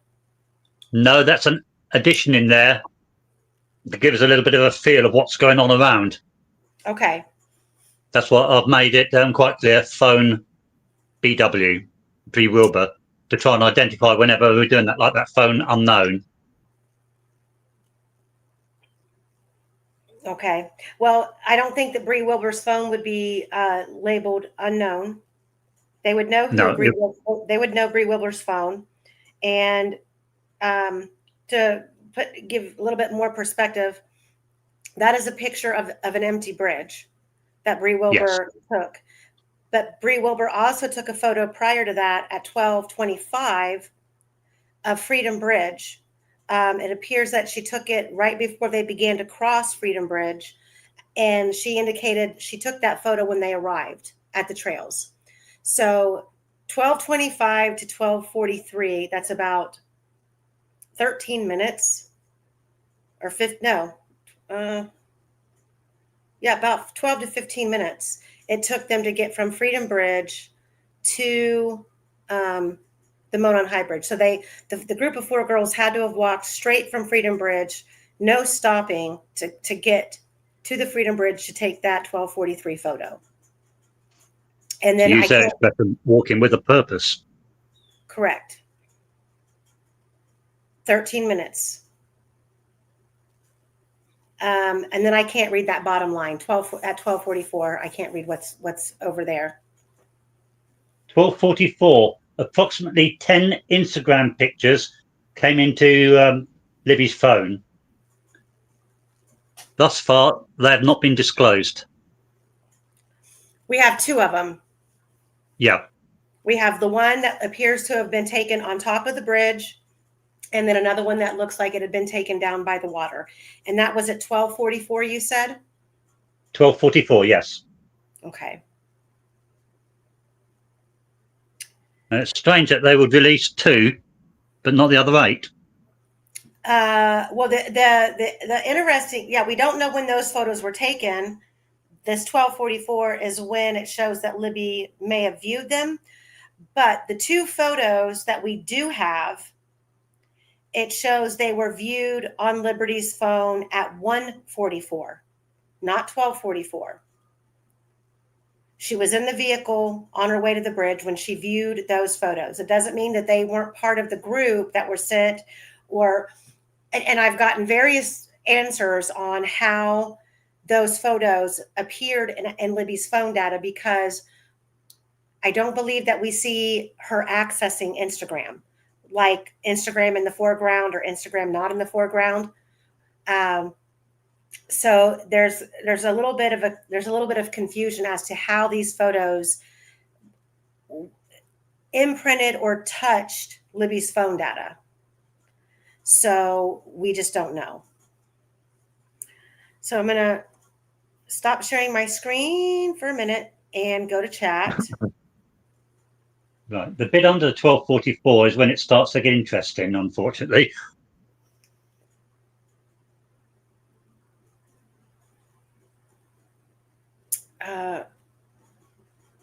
The bottom of that page is. Okay. Did you send the other ones? I did, yes. Okay. So I just want to scroll through chat really quick and see if there's any questions.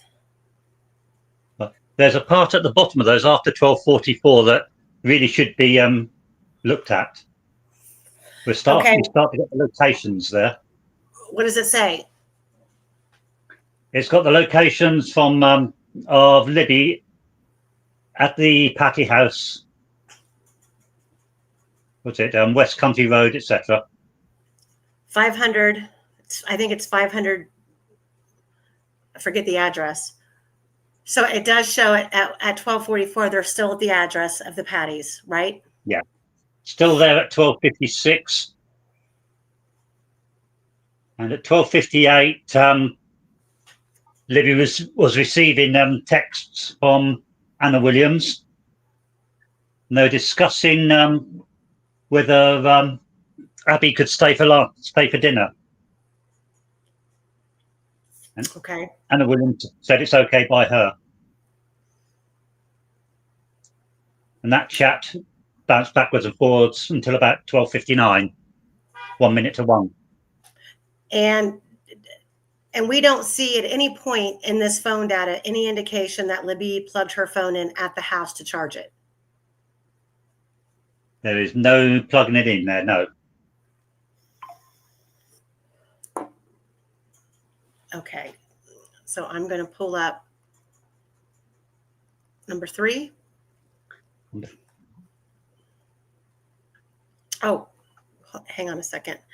Let me go back to the chat for questions. Blocked on one app doesn't mean blocked on another, but also Abby was using Libby's phone, so there's that. I agree.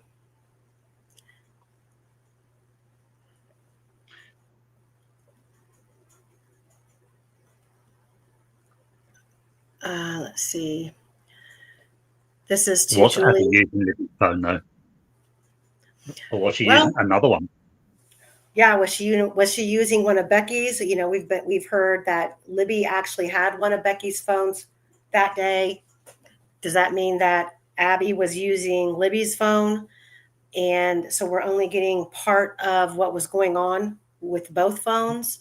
And we also know that for years, Becky Patty claimed that Libby had a rose gold iPhone. And that's not the phone that was discovered under Abby. Becky admitted that she used to give Abby use of a phone. Mm-hmm.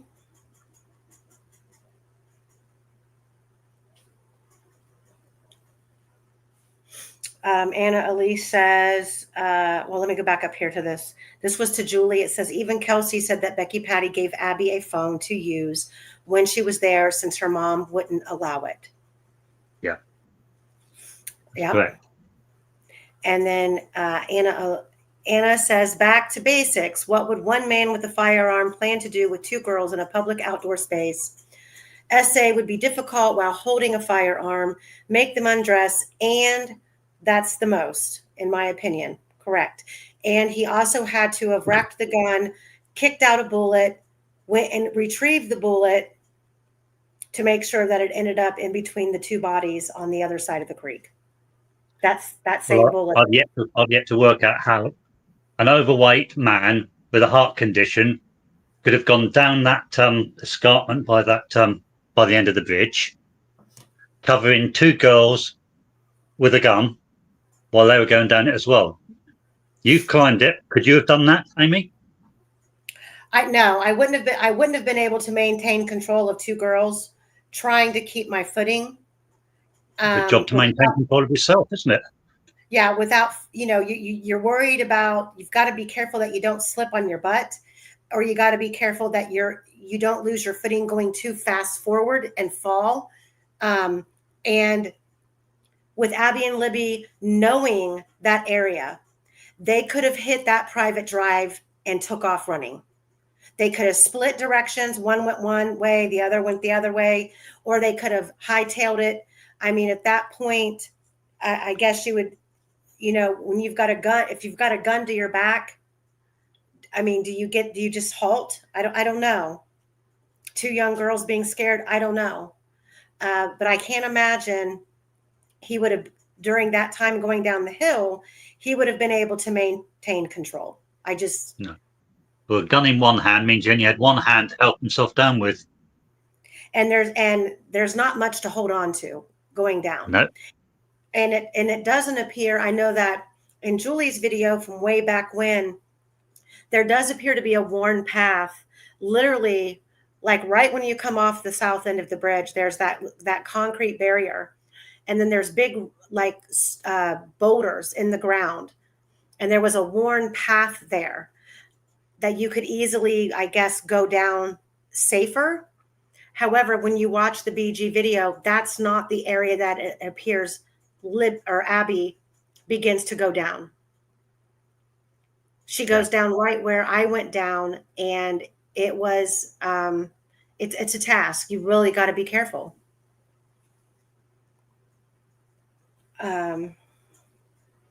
Yeah, the low phone charge situation does not add up at all.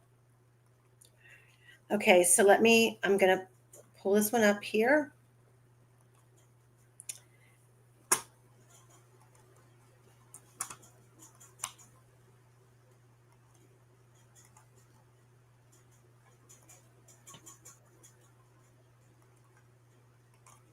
Okay, can everybody see that?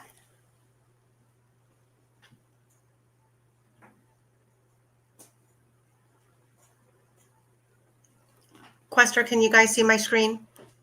I can see your screen. It starts at 1318. You need to go up 3 lines. Okay. Wait a minute. What do you mean it starts at? Because mine shows that it starts at the. I can see the very top. Can you not see the top? Well, I can't on my screen. I don't know if anyone else can. Okay, hang on. Let me make this bigger. No, it's okay. It's there now. It's all right. Yep. Okay. Okay, so notated at the very top here, Michael Osbrook on this channel, live on September 20th, 2025. He clarifies that there are no uploads in the phone data after July of 2016. If this was the phone that was factory reset on the 5th of February, how did it have pre-February 2017 information on it?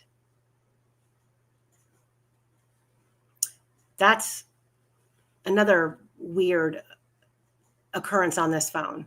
So the phone was factory reset on February 5th, but we have data that dates back to July of 2016. Is that correct? Is that what I'm reading? Because it says no uploads in the no uploads in the phone data after July 2016.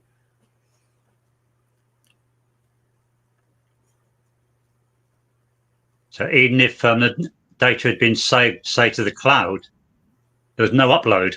So they didn't. How did it get there?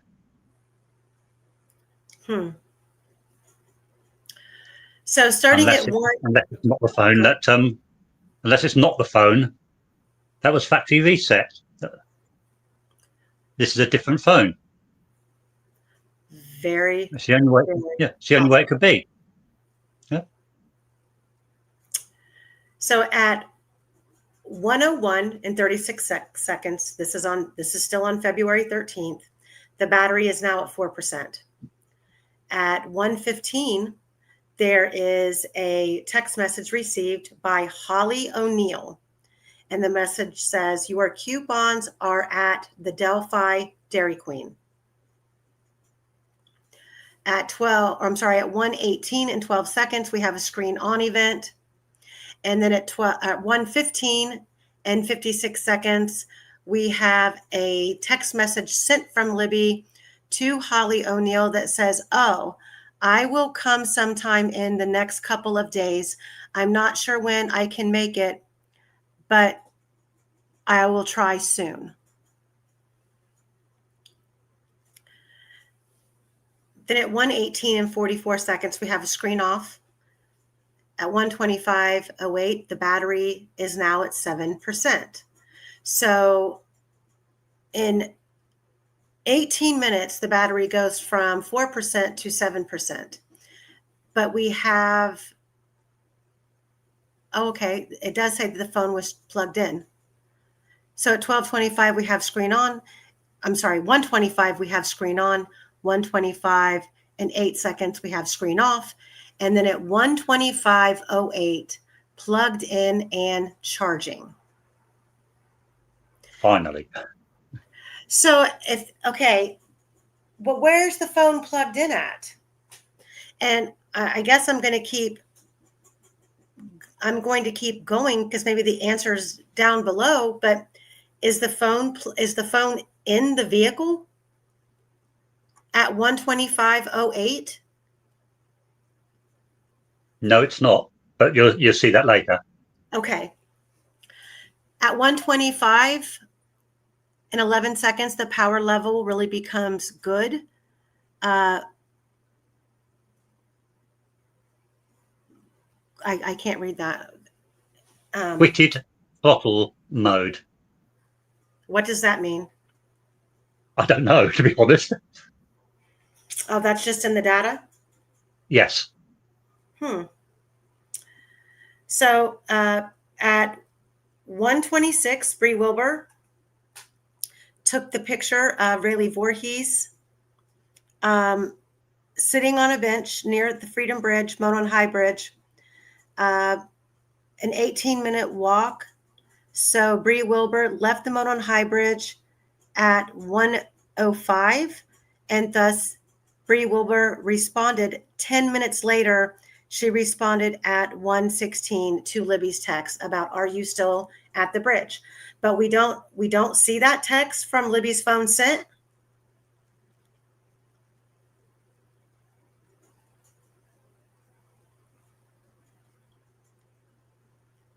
And then at 1:26, text message sent from Rayleigh's phone to her mother. Then we have at 1:26 and 44 seconds, the battery is now at 5%. There's a message that is received.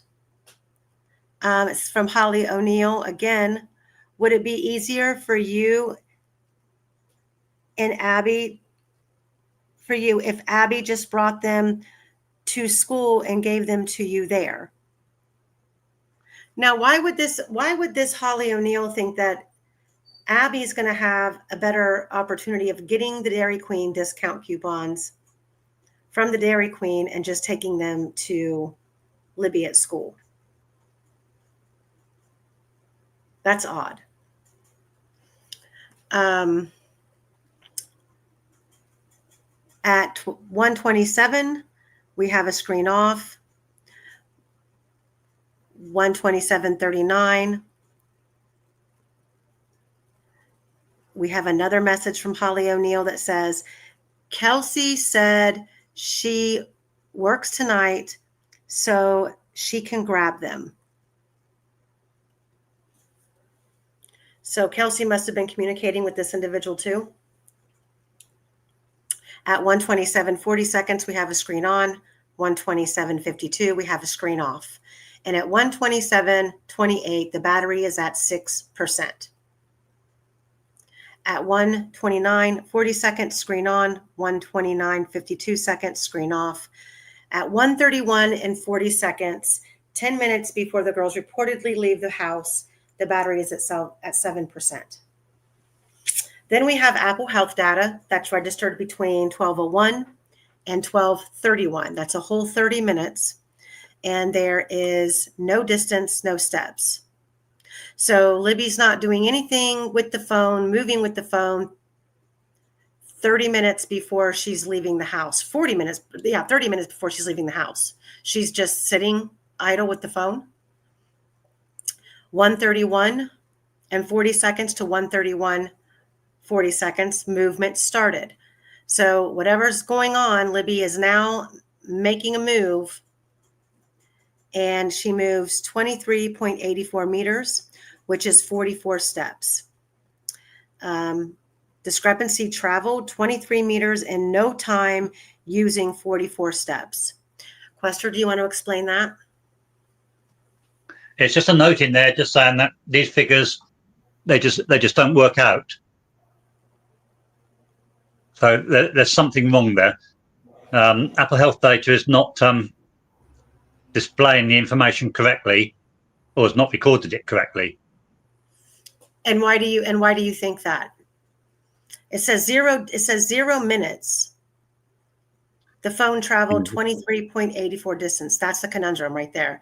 0 minutes. So the phone in no accounted for time moved 44 steps.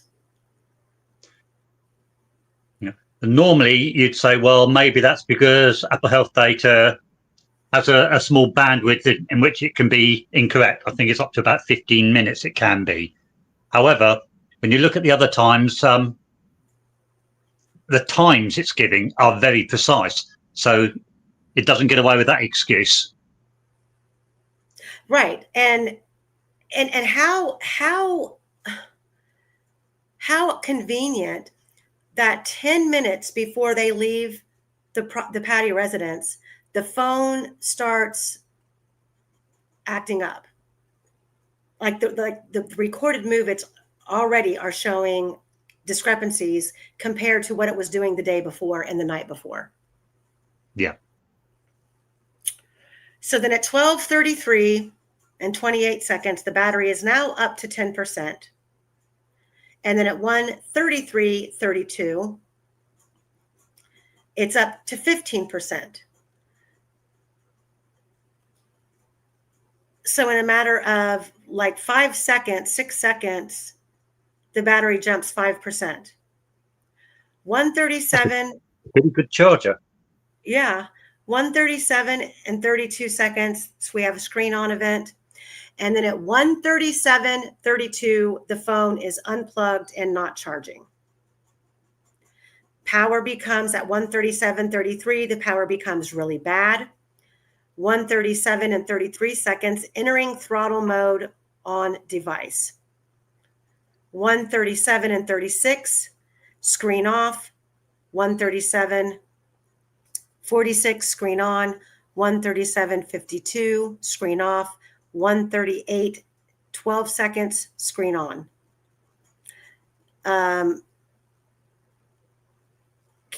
Kelsey German said her call with her boyfriend started at 1:38, said she was at Mears when he called. That was clearly false. Yes, she couldn't have been at Mears at 12:38. Or I'm sorry, at 1:38 and seen on the camera. If she just pulled up and dropped the girls off, that's not correct. She wasn't at Mears because they hadn't even left the house. Yeah. So 1:38, we have screen off. 1:38:32, screen on. 1:38:32, phone unlocked. 1:38:35, phone app in the background. 1:38:40, audio output route start. 1:38:40, screen off. 1:38:49, phone call to the phone number, which was Derek German. While just leaving in the car, so she had just lied to Becky Patty by saying Derek German had already agreed to pick them up. At 1:38:49, there are several audio outputs. Who else did Libby call? At 1:39:08, the battery is now up to 16%. At 1:39:08, plugged in and charging. So has moved charge from house to car. So literally, okay, so where's the last? So the phone was at 16% when she plugged it in the car. And we know that she unplugged it at 1:48. So the phone literally only got 10 minutes of charge in the car. Before they put it in the car, and yeah. Yeah, well, they got in the car at if they're in the car at 1:39 and it's plugging in, we know it's unplugged at 1:48. Yes.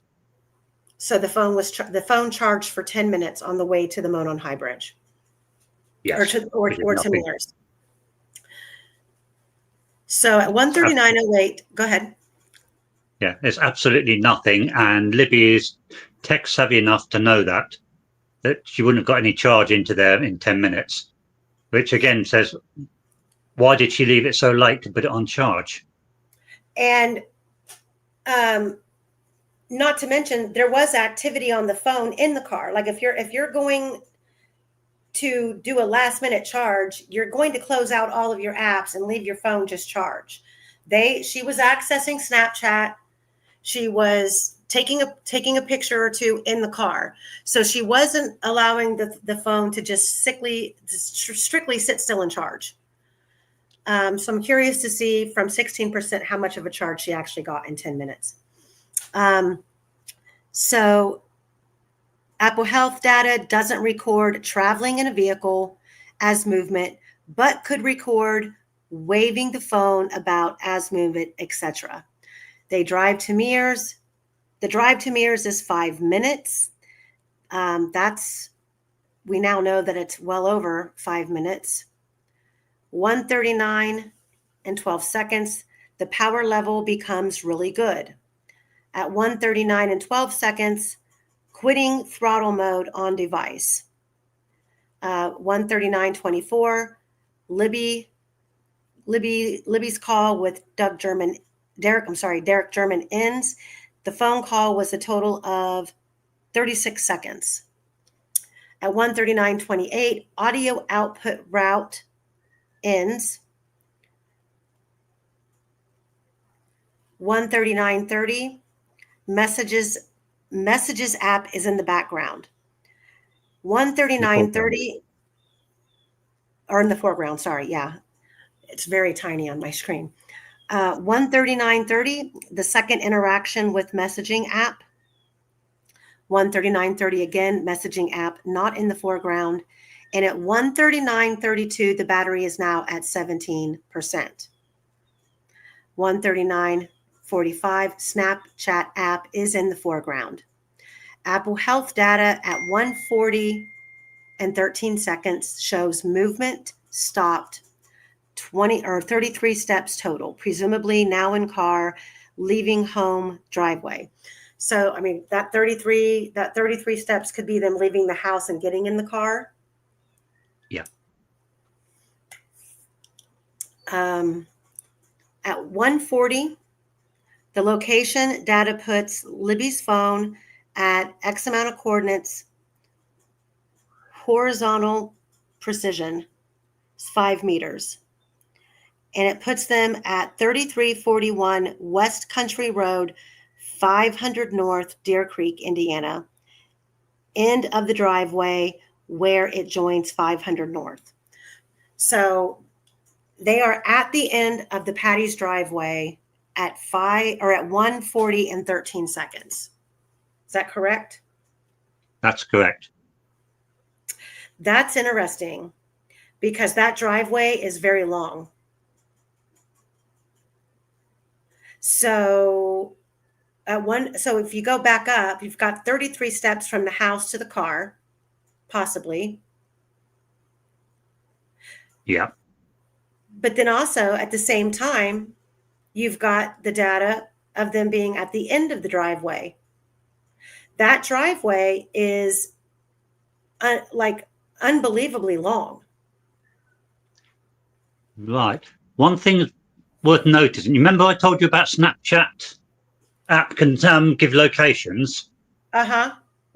Well, here we've now got locations being given, though we're not quite sure where from. And just above, Snapchat was turned on. So Libby turned on her location on Snapchat when she's leaving the house. It looks like it. I'm not saying she did, but it certainly looks like she did. Huh. Disagree if you like. I don't mind. No. I'm supposing. Well, do we have any proof of any other app that she would have been using that would have allowed her to share her location? Yeah, there are other apps, but she was using those as well, and none of them were given a location before either. So at 1:39:45, you say a Snapchat app is in the foreground, meaning Yes. meaning Snapchat was opened, something was Correct. done, and all of a sudden we start to have coordinates pop up. Yes. That's pretty much a no-brainer. Yeah, I'm assuming 1 and 1 makes 2. I might be wrong, but it looks like it. All right. So, and then again, we still these 33 steps, and where's the previous? We've got the 44 steps above with no time allotted. There was no time allotted for those 44 steps to take place. We don't see where they took place between 1 minute, 3 minutes, and that occurred at 1:31 and some change. We've got 44 steps unaccounted for time-wise, how long it took to travel those 44 steps. And then the next Apple Health data we have is down here at 1:40, which is 10 minutes later. We've got 33 steps total. And then we have a location data of being at the end of the driveway. Yeah. says to me something's going on with Apple Health data. It's not giving the right information anymore. Okay. And guys, I mean, this is not us. I mean, we're all speculating here, but we're going off of what is in the phone data, Cecil's report right here. Then we have Apple Health data again at 1:40 and 40 seconds. Movement starts. Did Liberty get out of the car at the end of the driveway junction? I know that Truth and Transparency indicated that same thing. And so, you know, it was suggested that maybe Libby checked the mailbox or someone checked the mailbox. It would have to have been Libby, but her phone doesn't get unplugged here for the phone to register the steps. You've been there, Amy. Is the letterbox on the driver's side or the passenger side? So when you come out of the driveway, Yeah. and you get to the end of the driveway before you have the opportunity to turn left or right, the mailbox sits across the street directly in front of you. Oh, So right. She couldn't have leant out the window and grabbed it then, no. No, and especially because Kelsey turned right. And the thing is that you couldn't have pulled out of the driveway, and you probably could have turned left and put Libby right next to the mailbox, but that would have had the vehicle going the opposite direction of which way Kelsey went. Kelsey came out of the driveway and went right. And I cannot I suppose believe she could have done it. Drive over there, then back up and then out. I suppose she could. Well, the only way that she could have done that is if she would have been backing out of the driveway. And that driveway is so long, I cannot imagine anybody in that home. And you can tell by looking at Google Earth overhead, the Patty residence, their driveway is large enough that you can drive in the driveway all the way back to the house and then turned around up there to drive out. But you wouldn't go in reverse to where Kelsey was backing out onto 500, whipping the ass end of her car to the left and putting her driver's side next to the mailbox. I just don't see that happening. So I'm suggesting as they come out the drive, Kelsey turns left and stops the car next to the post box. Libby leans out and grabs the post. Kelsey then reverses back and turns right. She could have. And that just really seems Possible. like a lot of unnecessary doing when It does. going the way that she went was already taking her out of the way. Yep. It would have been quicker to have just turned left, wouldn't it? Yeah, she could have just whipped out and put Libby right next to the mailbox and continued straight. But that's not what happened because she went the opposite direction. Okay, so now we are down here. We are at 140 and the battery is now at 18%. So despite being very phone savvy and supposedly going to the trails to photo everything, Libby went with a low charged phone. Yes, she did. Then at 140 and 40 seconds, movement starts. Did Elle get out of the car at the driveway road junction? Then at 140 and 55 seconds, Snapchat app not in foreground.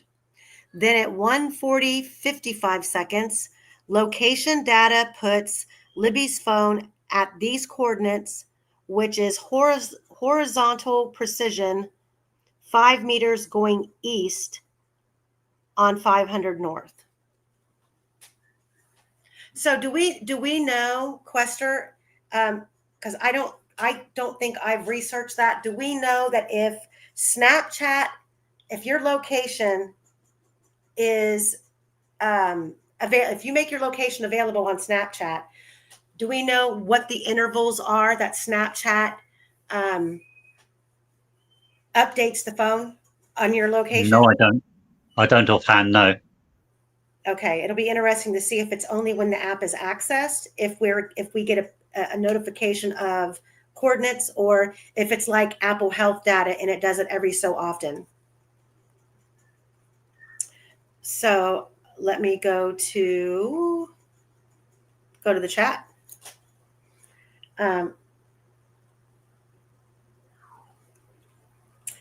Well, Earth changes with Patty. So we don't know. The unknown phones, I believe that you would have, in order to get the serial number attached to the phone, I would think that law enforcement would have to physically have the phone in their hand. They were able to pin down all of the cell phones that pinged in the area. I believe between noon and 5, that they were able to get some sort of cellular tower information from.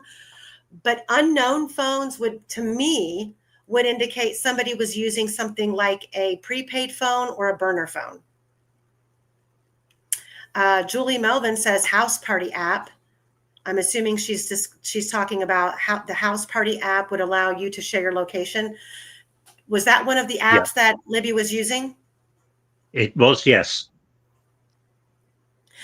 Okay. However, remember, these locations were not being registered earlier, and she'd had the house party app on and off during the 12th, the 13th, and so on. But but she wasn't. It didn't appear that we were getting information on her location through those. No, not through any of them.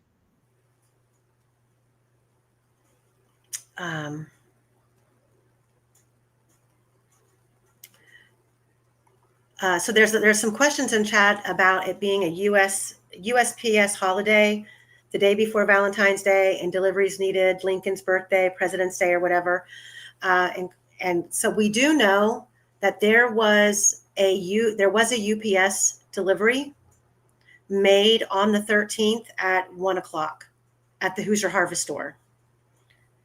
And the reason that was important was because I believe that the UPS driver, and how he would know this, I don't know, but I believe he indicated that the Hoosier Harvest Store camera was only off by 6 minutes. Is that correct? Am I remembering that correctly? You are 6 minutes, yes. He had it recorded that he arrived at 1:00 dead on, and Harvest Store had him arriving at 6 minutes past. So that either indicates that we know there were 4 cameras on the Hoosier Harvest Store, and we don't know why we only got a viewpoint from the one on the side of the building, which the state claimed was 54 minutes fast, and the defense didn't argue that. But I've always wanted to know, what about the other 3 cameras? And were they all attached to the same DVR system, or were there 2 cameras attached to one and 2 cameras attached to another? And what were the times on those? And why don't we know about them? Why weren't they discussed? And where is the footage from them? Are we to believe that only 1 camera out of the 4 was working? And if that's the case, how does the UPS driver have a 106 discrepancy in the time that he claimed he arrived versus when the Hoosier Harvest Store camera showed he arrived? That's not 54 minutes fast. Anna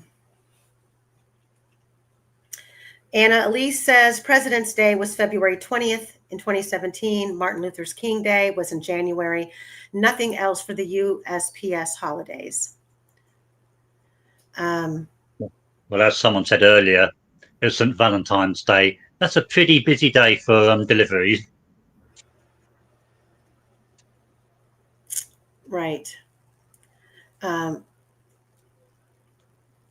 So Tom asked, which phone was Ron Logan supposed to have thrown from his car?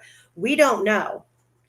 I'm still a little bit confused on that narrative. It was, he took supposedly he took all of the phones and this whole trip to Lafayette was for the sole purpose of having an alibi, and that he destroyed some of the phones on the way. I believe it was a couple of the burner phones that they had been using. But then Reese also said that there was an argument when he came back because he didn't destroy all of the phones. And at some point, he supposedly had destroyed some of the phones and threw pieces of the phones out the window as he drove through Battleground, Indiana. It's a city or a county, I'm not sure which. I've never looked at it on a map to see if actually Battleground is on the way to Lafayette. Hell, we still don't even know if Ron Logan had a fish tank. But he bought fish. I believe there is a place called Battleground to the northwest of Delphi. I'm not sure about anywhere else, but I would have thought there'd be quite a few battlegrounds around that area. And Tom, so the other interesting thing about that with the cell phones are that in the supplemental report of the officers who actually served a search warrant, I believe it was the first search warrant at Ron's property, the officer notated in the report that Ron Logan was using a flip phone he was attempting to contact his son or someone to come and take care of the animals that he had just purchased the day before at an auction.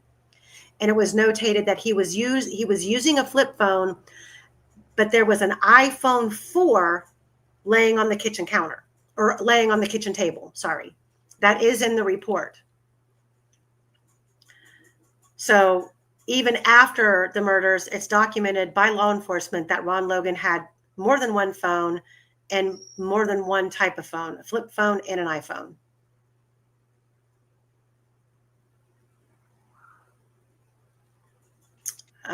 Absolutely, Anna. Maybe the disallowed geofence data would have exposed a lot of things, extra phones, lots of people, KK driving by, etc. Absolutely. I believe it was fully, all of this stuff was fully admitted on purpose. Yeah. Well, we've got some of it further on in these lists, but there's a heck of a lot missing. Yep. Okay, we're going to go on to document number 4.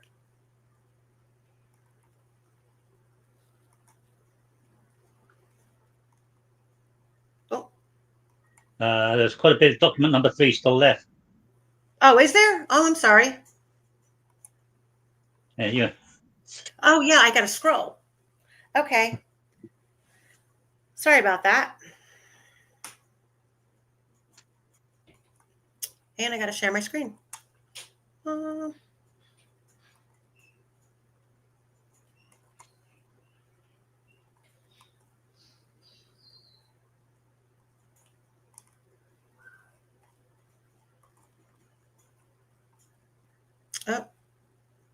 hold on.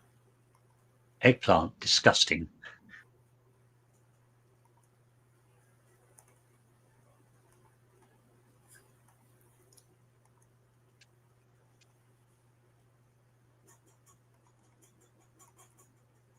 Okay, so I just scrolled down on document 3. Okay, so we left off at 1:40 and 13 seconds. Oh, no, we're a little bit further down. We did go over movement starting. We talked about, did Elle get out of the car at the end of the driveway? Then at 1:40 and 55 seconds, Snapchat app is not in the foreground. Then at 1:40:55, location data puts Liberty's phone at these coordinates, horizontal precision, 5 meters going east on 500 north, just short of the north 275 west turn. So if you guys remembered watching the video that I just played, passing the Patties, we have to drive all the way up the road and we have to turn right on 275 west. So her data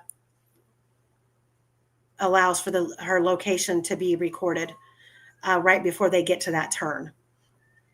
At 1:40 and 56 seconds, which is, see, this is why I'm starting to lean towards the fact that Snapchat will update the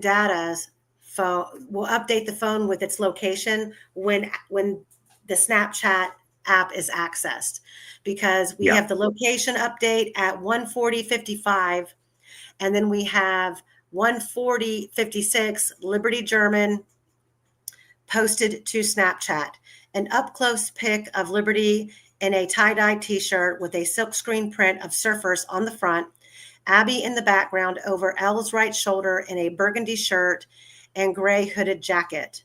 It was taken inside an automobile. Abby was wearing a seatbelt. The sun is coming in from Liberty's side. Elle is on the left, driver's position, so the pic is flipped. It's flipped to the left. Right descriptions here should thus be reversed. One has to wonder why the state flipped these. Or if Liberty flipped them, why?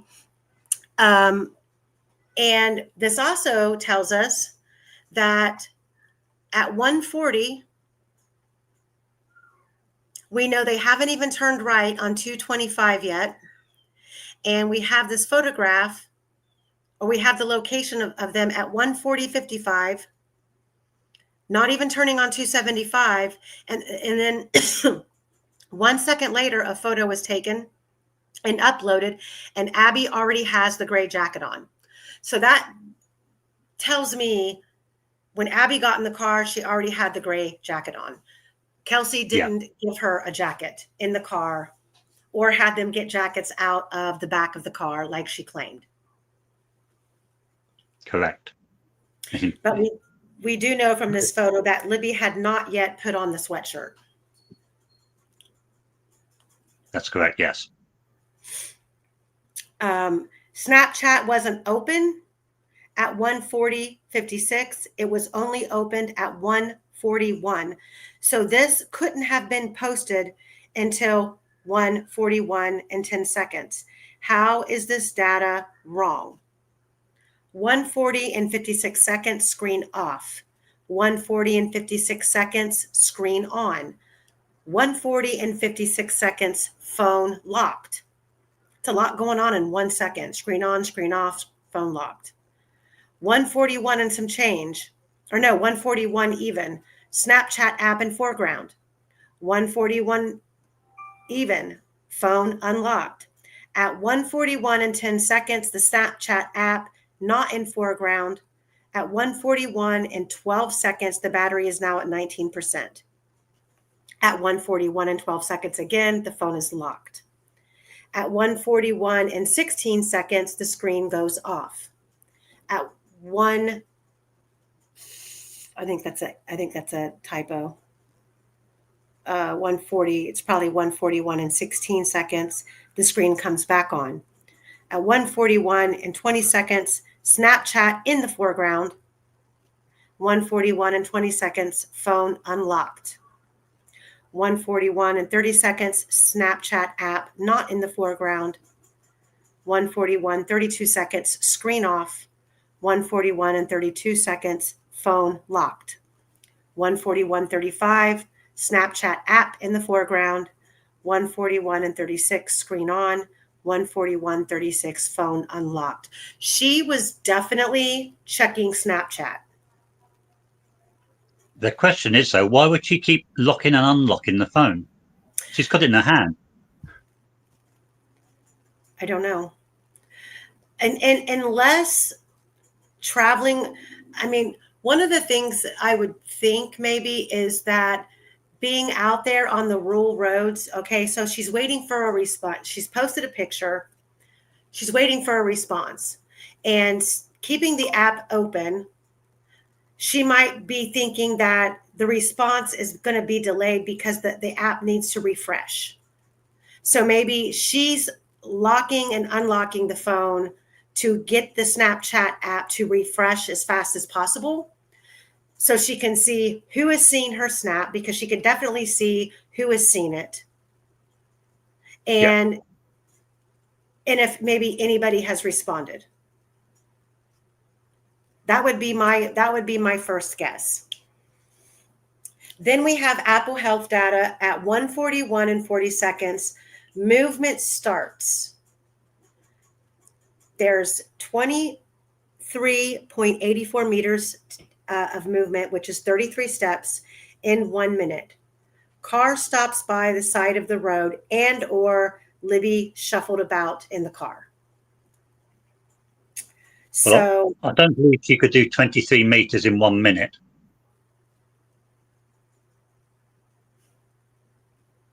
So again, we've got a weird discrepancy with the Apple Health data. well, I think we need to put a timestamp on the video that we have of driving this route. Timestamp passing the driveway. Timestamp that as to when we believe they were actually pulling out of the driveway, which we know was at 1:40 and 13 seconds, and seeing exactly where they were at 1:41 and 40 seconds. That's only a minute later. And did that happen on the turn to 275? Maybe she shifted that way. I don't know.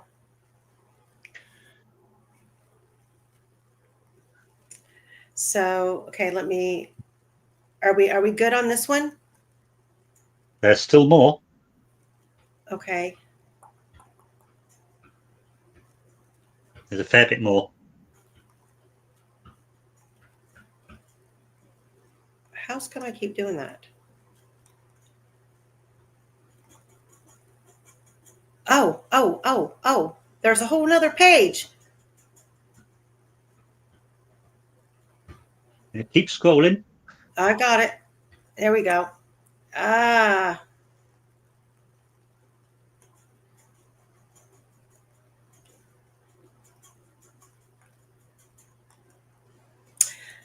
Okay, so we're still at 1:41 and 40 seconds. The Snapchat app is not in the foreground.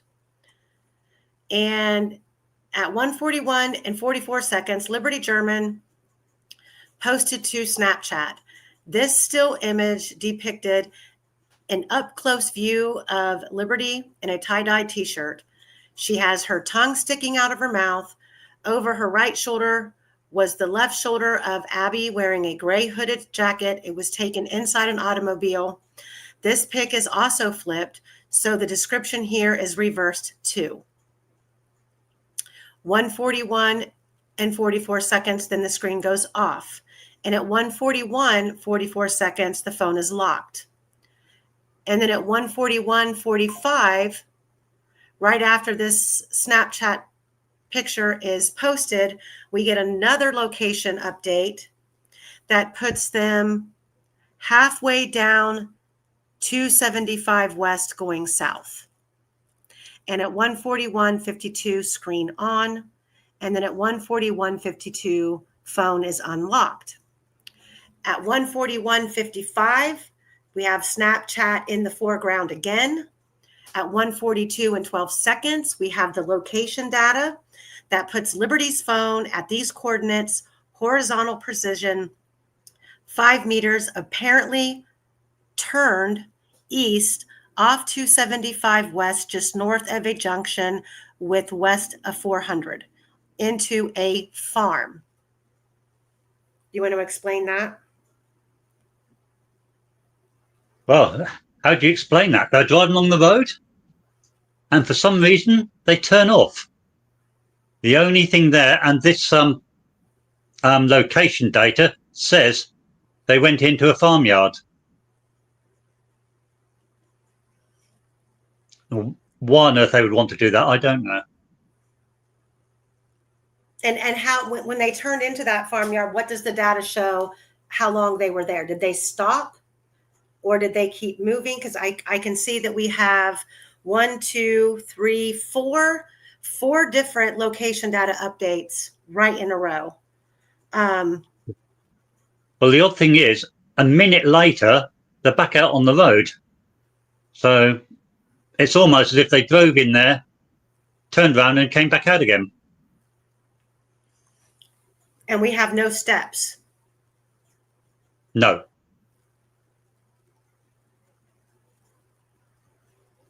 All we know is within that minute, Snapchat was turned on and the phone was unlocked. So 1:42 and 15 seconds, Snapchat not in the foreground. 1:42 and 16 seconds, the battery is now at 20%. 1:42 and 16 seconds, we have screen off. 1:42 and 16 seconds, the phone is locked. Snapchat in the foreground at 1:42:35, 1:42:36, screen on, 1:42:36, phone unlocked. She is literally locking her phone, unlocking the phone. Like, I wonder why she's doing all of this when her phone needs to be charging. It's odd behaviour. It can't be a habit. 1:43 and 3 seconds, the location data puts Liberty's phone at these coordinates on West 400 North going west. And at this point in time, at 1:43 and 16 seconds, the battery is now at 21%. Still on West 400 North going west. This is the last disclosed geolocation before on the trail 8 minutes later. It took 3 minutes to drive to here from home. Here to Mears lot is a shorter distance, so should take less time. Say 2 minutes. We're going to have to work that out based on the video and the drive to make sure that we're accurate now that we have an actual video of the route. But that would have put the arrival at Mears lot at 1:45. Apple Health data says movement started at 1:44:23, which fits. And that's interesting because we now know the phone wasn't even unplugged from the charger until 1:48. So why do we have movement at 1:44? And just to be the devil, just to please the devil, there's nothing in there that says that they went to Mears lot, is there? We only know that they're on West 400 going west. And then the next thing we know is they're on the trail. There's no actual evidence that they went to Mears lot. Could have dropped them off at the cemetery and driven straight past, couldn't she? Could have dropped them off anywhere along that road and driven straight past. Indeed, if they didn't stop at Mears lot, it would explain why Betsy Blair didn't see the car there. And so going along with that thought process, at 1:43:55, we have Snapchat not in the foreground. And then at 1:43:56, the screen is off. And 1:43:56, the phone is also locked. Then at 1:43:59, Liberty posted to Snapchat a photo of A&L in the car, posted to Liberty Snapchat, Cecil's testimony, August 1st, 2024. This was an up-close view of Liberty wearing a tie-dye t-shirt with a silkscreen print of surfers on the front. Abby was in the background over Liberty's right shoulder wearing a burgundy shirt and gray hooded jacket. The photo appears taken inside an automobile. Abby wore a seatbelt and appeared to be looking directly at the camera. She had a blank, unhappy expression on her face. Liberty also looks upset. This is at 1:44, and the battery is now at 23%. And at 1:44:08, the screen comes on, and at 1:44:08, the phone is unlocked. At 1:44:10, the two photos from Instagram appear in the foreground. At 1:44:14, the file from Instagram depicts part of the Monon High Bridge in Deer Creek. The other file is an up-close view of a fallen tree limb covered with sticks and leaves close to the water. And we now have over a minute gap in between Snapchat being opened and the last data location being given. We didn't get a data location update when she uploaded the photo at 1:43:59. We didn't get a data update on the location then, but we do get a data location at 1:44:23. Location data puts Liberty's phone at this coordinates, still in car on West 400 North going west, just past the 375 North turn. Instagram app not in the foreground. And then at 1:44:23, movement started. Couldn't get from above location to mirrors lot in 0 seconds. So that this must be Liberty moving around to plug phone in or unplug phone, get ready to get out of the car. Well, that would have been happening 4 minutes before they pulled up to mirrors because the phone wasn't unplugged until 1:48. So 1:44:23, movement started. Okay, 1:44:23, phone on charge via auxiliary, likely KG's car socket, Snapchat viewing only, had to still be in the car to put phone on charge. No anchor ever mentioned or found anywhere. And she's on Snapchat viewing it, but we're not getting a location update. Right. It says phone on charge. I thought it already was. Yeah, it was. Yeah. So why is it now saying it's been put on charge? But it never shows that it was unplugged. Correct.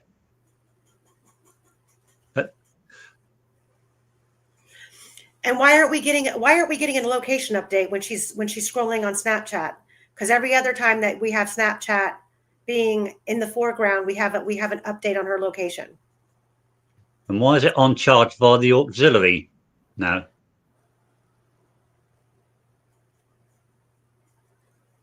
And let's see. That's what I put in there. No anchor's ever been mentioned or found anywhere. And we are at 1:44:40. The battery is still at 23%. Then at 1:45:15, the Instagram app is in the foreground.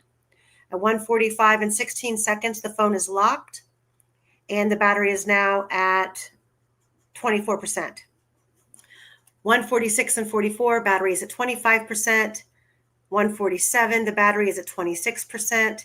1:47:52, we have a screen on event. 1:47:56, screen off event. 1:47:56, screen on. 1:48:05, the Instagram app is not in the foreground. 1:48:08, screen on. 1:48:12, battery is 27%. Okay, I have a question.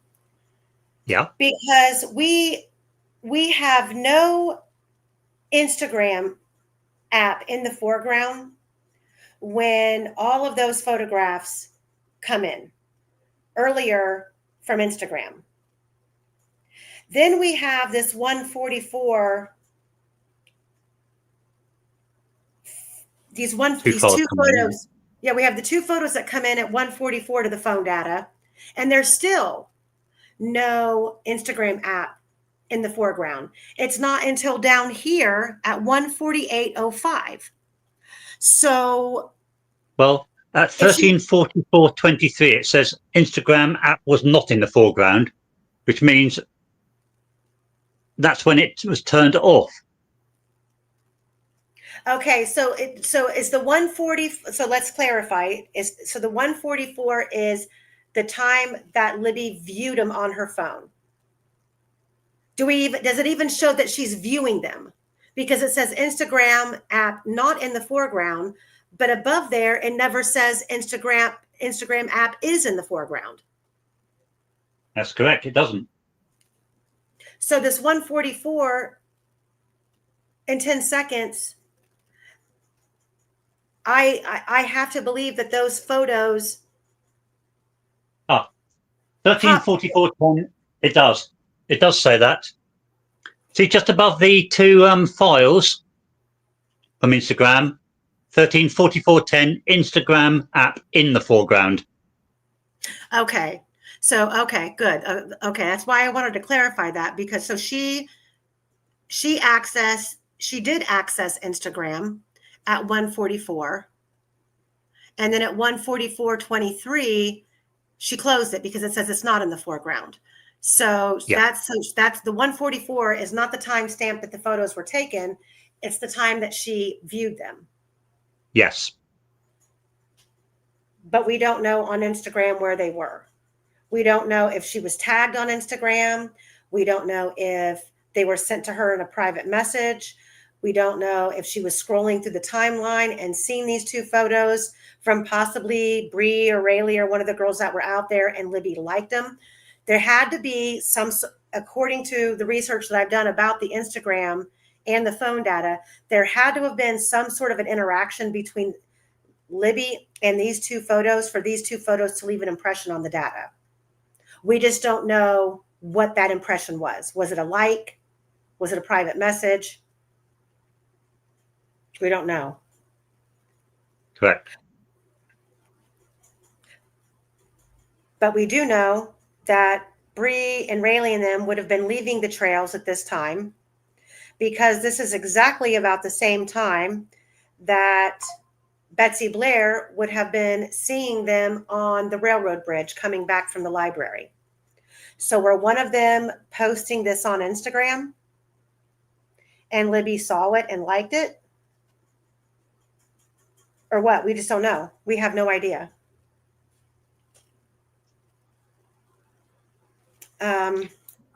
So let's see. So we're at the 1:44 Instagram app, not in the foreground. 1:44:23, we have movement started, couldn't get from above location to mirrors in 0 seconds. So this must be Liberty moving around in the car, getting ready to get out. 1:44:23, phone on charge. We just went over that. 1:45 and 15 seconds, Instagram app is back in the foreground. 1:45 and 16, the phone is locked and the battery is at 24%. 1:46:44, battery is at 25%. 1:47:44, the battery is at 26%. 1:47, screen on. 1:47, screen off. 1:47, 56 seconds, screen on. Again, at 1:48:05, the Instagram app is not in the foreground. 1:48:08, screen on. 1:48 and 12 seconds, the battery is now at 27%. Had to have reached Mears' lot by now. KG said that she saw a dark SUV with Salt Life stickers in the back window when they arrived. Generally, these indicate a surfer, a boarder, a dress brand for them. At 1:46, the Hoosier, okay, let's get this. 1:48:12. Hold on, let me back up. 1:48:05. The Instagram app is not in the foreground. 1:48:08. The screen is on. Pay attention, everybody. 1:48 and 12 seconds. The battery is at 27%. 1:48:12. Unplugged and not charging. Power level really becomes bad. Had to have reached the Mears lot by now. Kelsey said that she saw a dark SUV with Salt Life stickers in the back window when they arrived. These indicate a surfer, a boarder, a dress brand for them. At 1:46, the Hoosier Harvest Store captured Betsy Blair going past, heading east. So Betsy Blair arrived Mears possibly 1 minute before the girls. Did I skip a line?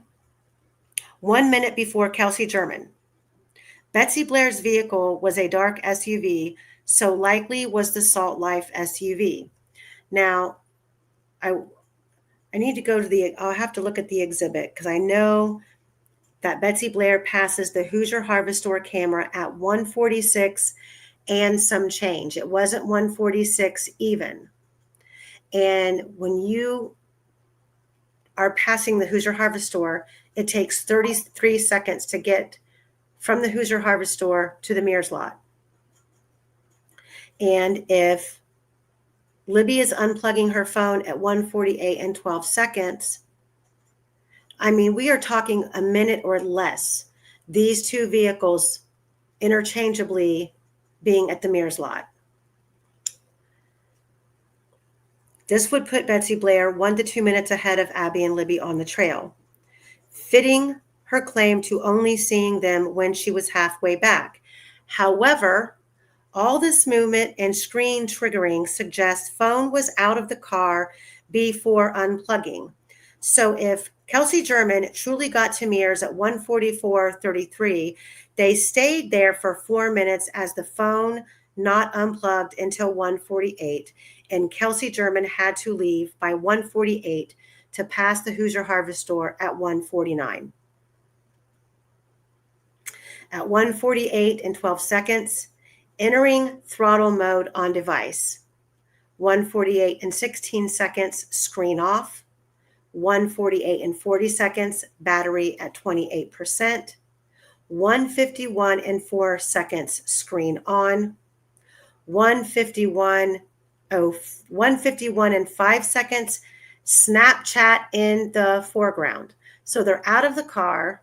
They've been out of the car now almost 2 minutes, and she's on Snapchat. 1:51:08, the phone is unlocked.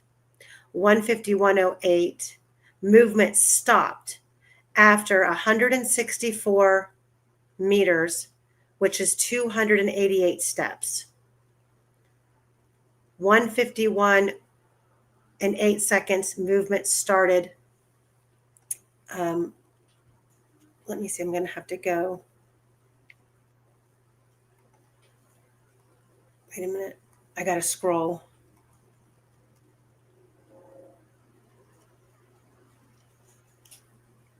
Getting very interesting now, isn't it?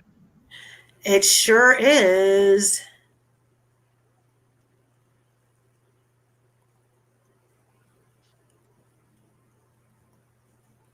Bear in mind that none of this was allowed into court.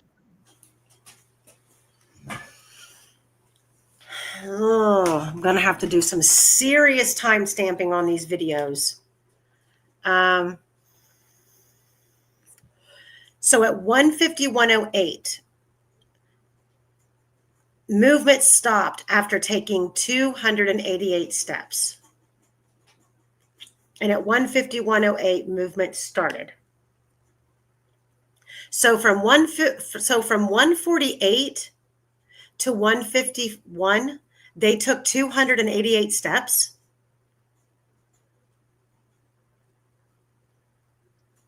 Am I reading that right, Quester? Sorry, I just got lost. Where were you? Okay, up here. Okay, you see all of the red writing up here. Right Yes. at the first line underneath the red writing, 1:48 and 12 seconds. The phone is entering throttle mode. Yes. The phone had just been unplugged. Yes. Then at 1:48 and 40 seconds, we have the battery at 28%. And at 1:51:04, the screen comes on. So Yes. that's 3 minutes later. And at 1:51:05, the Snapchat app, it's in the foreground.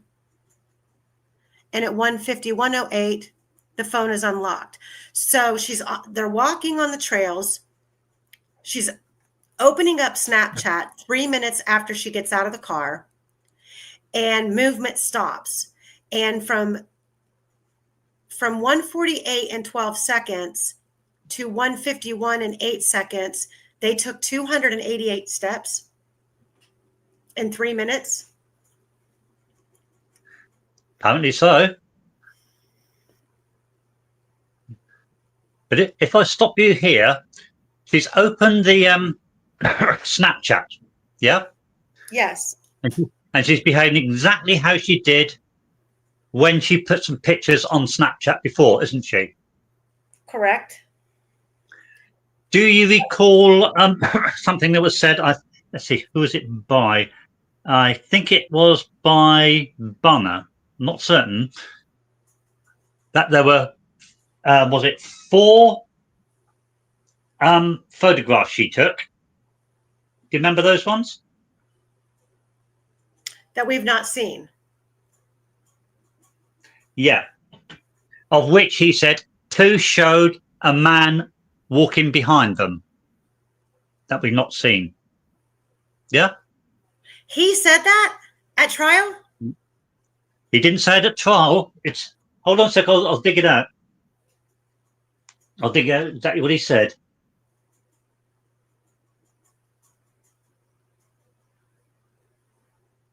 Well, Betsy Blair doesn't claim when she gets to the barrier at the bridge and sees the man on the first platform, she doesn't testify, or in her deposition did she ever state that when she turned around and passed Abby and Libby, that she then passed a man who was following them. Right.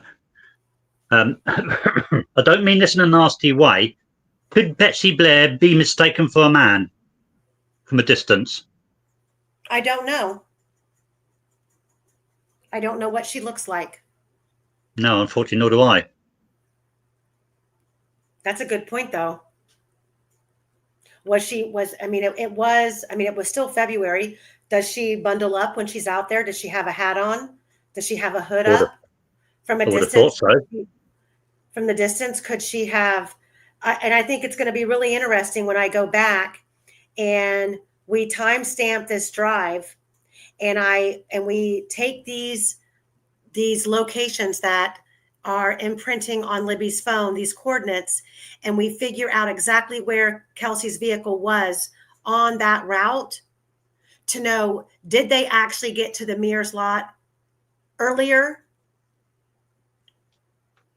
and they sat in the car? Because there was Matt Hoffman who did report that there were witnesses, that there was an argument. All right, I've found my note of it. It says 2 photos were taken in Kelsey's car. 3 photos were taken as she walked the trail.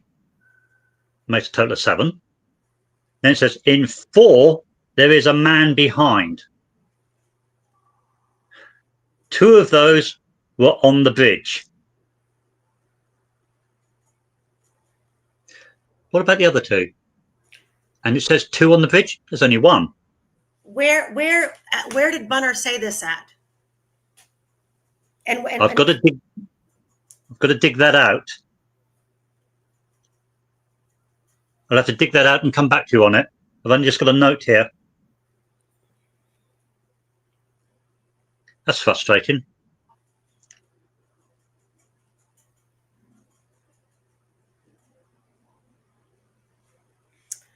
That is. And I'm All Eyes might know. I don't know if she's in chat because I can't see chat. So, but they're taking 228 steps. I've got another note here. I'll read it out. Sometime prior to 2:13 p.m., approximately 5 photos were found on the phone. Now, that's changed. In 4 of them, there's a man behind Abby. None of these 5 are the 2 posted to Snapchat at 14:05 and 14:07. 2 were taken in the car. Bunner said he was not aware of any deleted photos or videos on the phone or through Snapchat. Cecil found 4 of the images and videos that were taken on Snapchat. He believed he was short of 1. Now there's a revelation, isn't there? You're going to have to figure out where Bunner said that at. I'm going to have to dig through all the records and try and find that. Yeah. And what's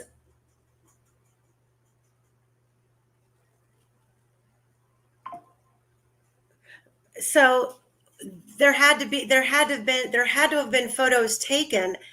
These photos on the bridge had to have been taken after 207, because in the 207 photo we don't see anyone behind Abby. Yeah. Well, these photos, if they were taken, had to have been taken before they got to the bridge. And if they show someone following them, why on earth were they not produced at trial?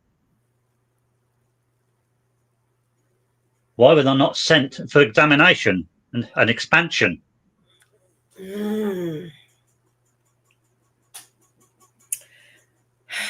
Okay.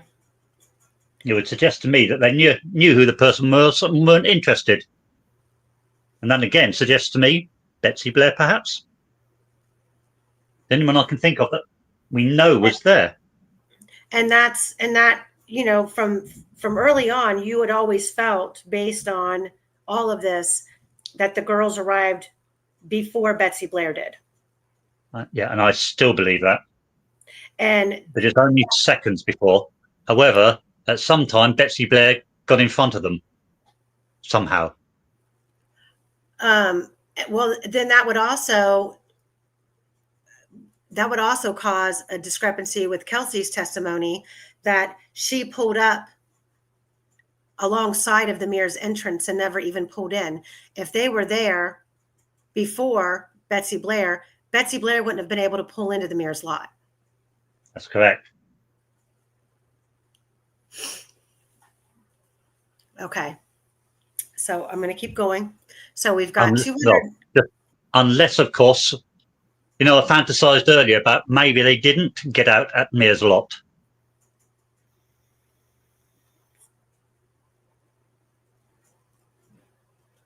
That fantasy would fit this as well.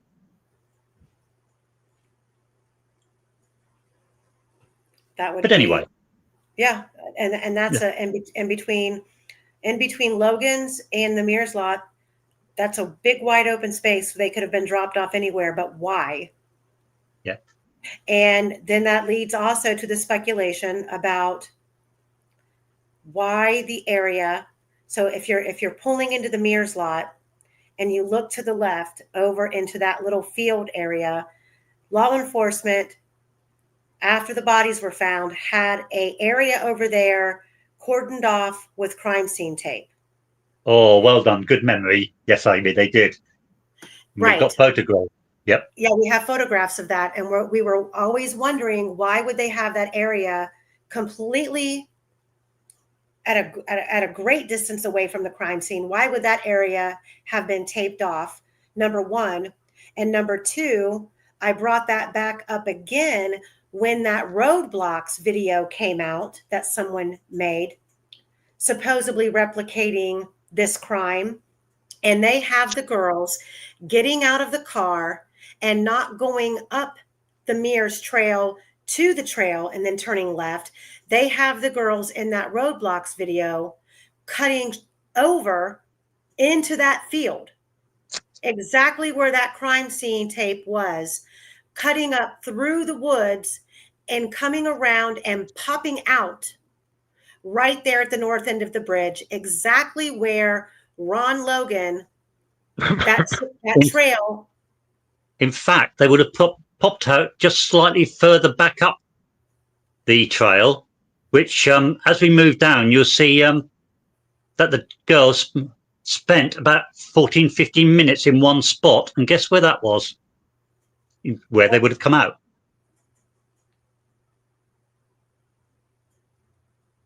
Why? What were they doing? Okay, so we've got 288 steps in 3 minutes. It's bizarre. Then we have Apple Health data again from 12:51:08 to 2 o'clock. Now we have, in a 9 minutes span, only 228 steps. But we have 288 before that in 3 minutes, and it took them 9 minutes to travel 228 steps. Well, I take you back to the caveat I gave a few vaults ago. That steps you can never believe, because if you've got it on your arm and you wave your arm, it can register as a step. Okay. So this could be excessive arm waving. Walking, holding the phone in her hand, and when you're walking, you're swinging your arm. That could be. Yeah. But I mean, was she walking super, super fast? Or was she going around in circles? Was she be 12 from 12, gesticulating a lot, waving her yeah, arms in anger? I don't know. 12:48 to 12:51. There's a lot of movement there, but then 1:48 to 1:51. There's a lot of movement in 3 minutes, but then 1:51 to 2 o'clock, there's less movement over 9 minutes, which is you just don't. I don't know. Discrepancy. Liberty steps do not even closely fit the distance traveled. 367 meters equals 524 steps.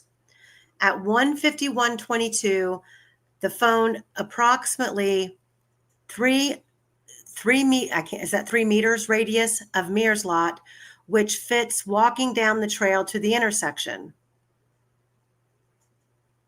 Yeah. So it's what about 3 meters.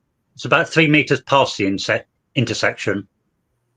So they got to the intersection and go left about 3 meters. That's where they would be. So then where did all that other movement before? Where did all of that come from? Good question. But just to continue the fantasy, there's a lot of up and down, and it's very awkward to walk through that area that was taped off, wasn't it? Yeah, that would be. Yeah. And it would be a good distance to travel through that field. Yep. Oh, okay.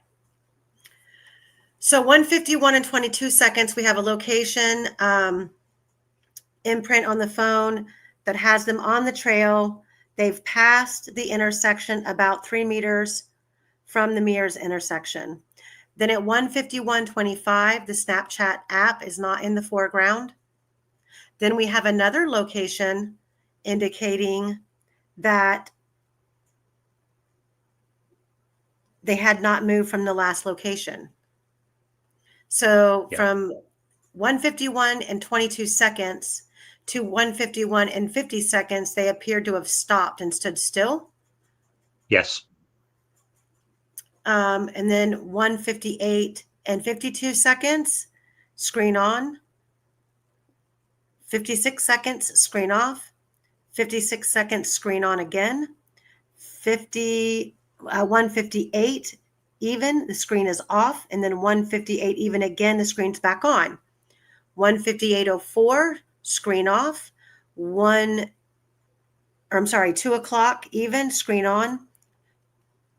2 o'clock and 4 seconds, the battery's at 36%. So the battery went from 27% up to 36% after it was unplugged from the car. I'm sorry, 20. Mm-hmm. Okay, if you go up here, I think the last registration of the phone battery is at 1:48 and 40 seconds, and the battery was at 28%. And then the phone is unplugged, and the phone battery goes up to 36%. Huh. Yeah.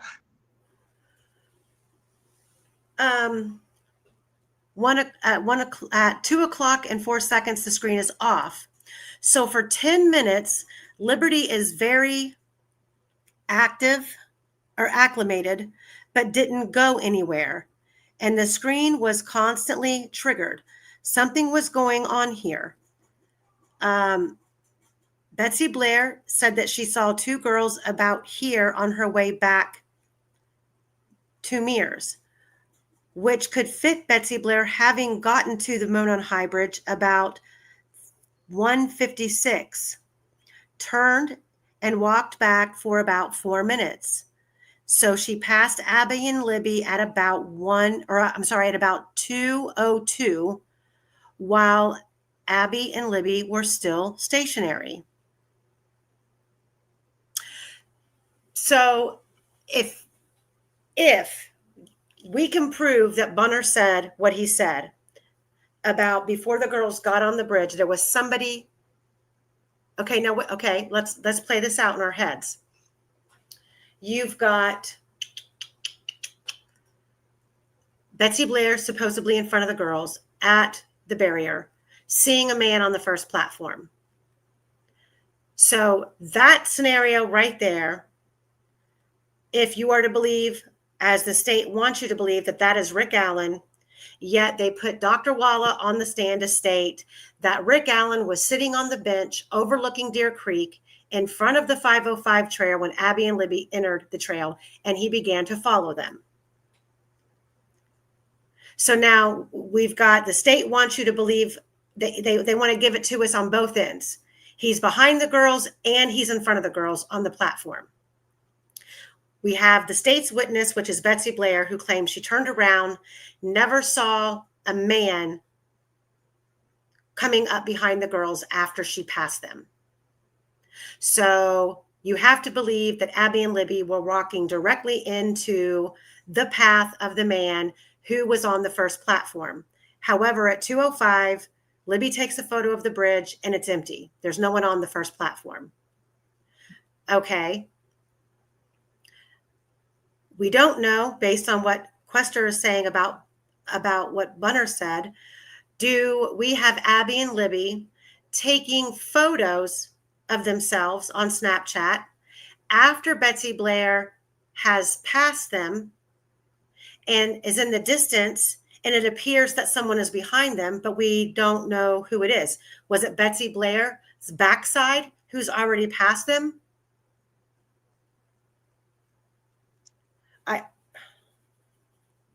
Without seeing them, we don't know. This is bullshit. We have essentially 3 or 4 different stories there now.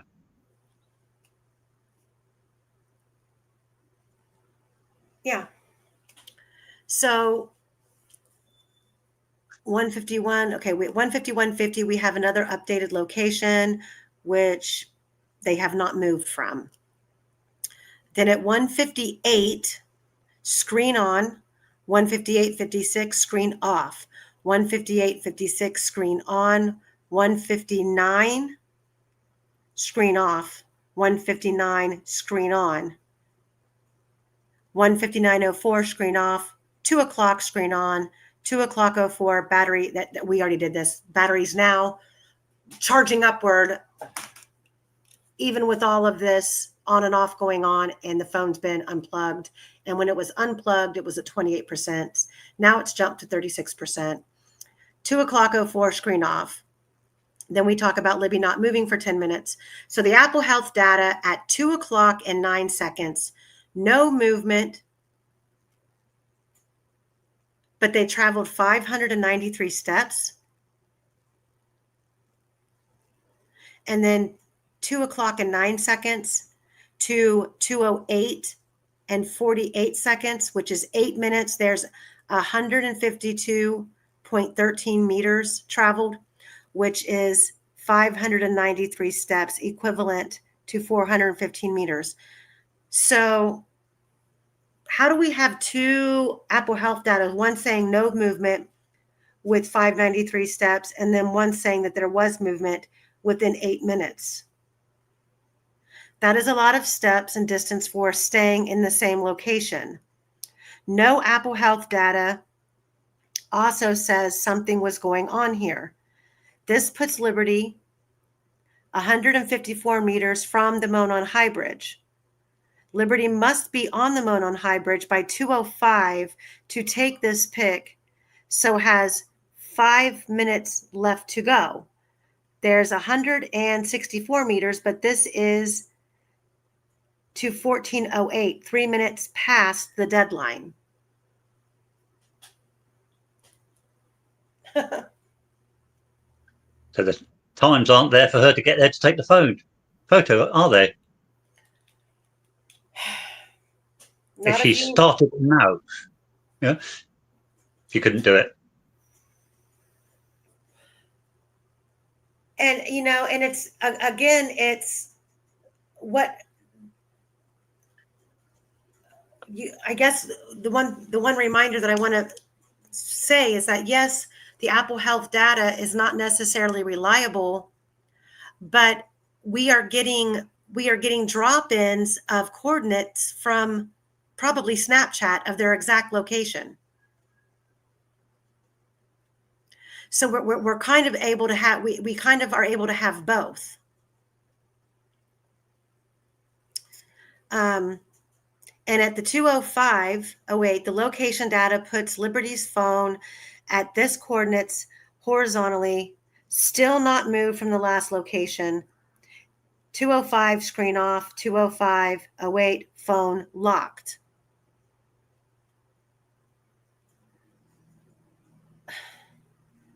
Then at 2:05 and 10 seconds, we have Liberty's location again. And she posted the picture of the empty Monon High Bridge, likely prior to crossing it. Nobody's in the pic, but Liberty couldn't have gotten to the Monon High Bridge and taken this picture in 2 seconds. Yet law enforcement claimed that this pic was in the Snapchat cache. At 2:07 and 4 seconds, the screen comes back on. At 2:07 and 8 seconds, the phone is unlocked. Law enforcement claims that this is the last time Liberty's phone was unlocked. At 2:07:08. 2:07 and 10 seconds, we have the Snapchat app in the foreground. And at 2:07:20 seconds, Snapchat app is not in the foreground. And at 2:07:20 seconds, the phone was locked. 2:07:20 seconds, screen off. Could fit Liberty posting the Monon High Bridge pic on Snapchat. It drops off. It just drops off just a Snapchat pic. At 2:07 and 20 seconds, the phone data indicates another coordinates halfway across the Monon High Bridge, but Liberty couldn't have gotten there and taken the Abby photo on the Monon High Bridge pic in 12 seconds. Quester, you are good. You are I'm also good. confused. I'm confused. It is confusing. It doesn't work, does it? No. Yes, Michael Aspect, you're right. The phone data is a mess.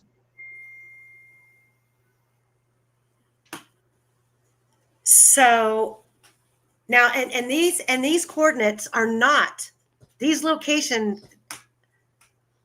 are not from the Apple Health data. This is more than likely from Liberty sharing her Snapchat, making her location available through Snapchat. Anybody Correct. who is a friend of hers on Snapchat can see where she's at. Yes. So and and as detailed as this is, we need to get down and dirty on it a little bit more. Damn it. I wish that barrier was not on the bridge now, where they've redone the bridge, because it makes it very difficult to actually walk it and count steps and compare it to the Apple Health data, because you've got that barrier that you have to climb over. And then there's about a 2.5-foot gap in between the barrier and the trestle. They removed boards on the other side of that new fence they put on the bridge.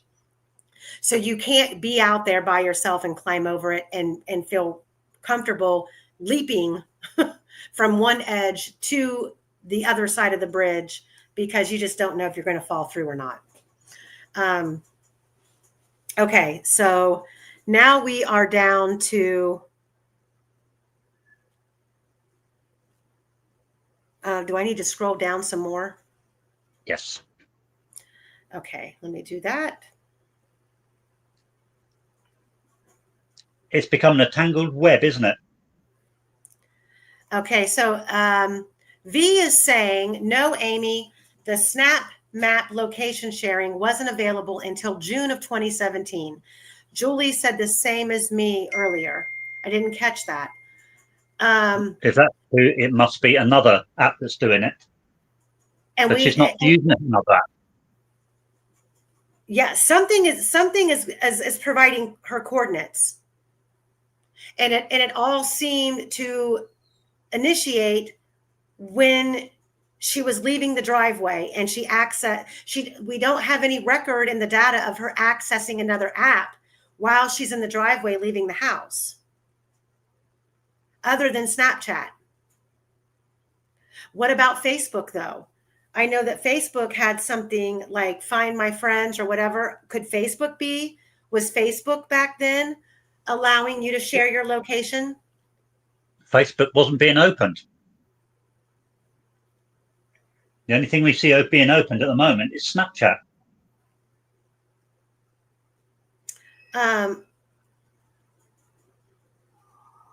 If All Eyes is in here, which I think that she is, because I see somebody adding her. Sorry, guys, I haven't been able to look at the chat. So if All Eyes is in here, so Bunner, Quester says that he has notes that Bunner stated that there were 2 photos that they took of before they got on the bridge, and there was a male behind them. And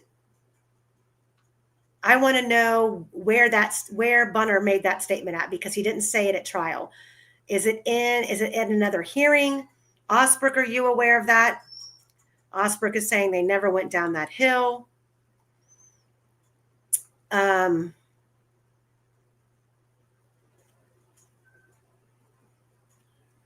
Michael, so Anna is saying Michael Osbrook, okay. Width of the railroad, right of way, I can picture that.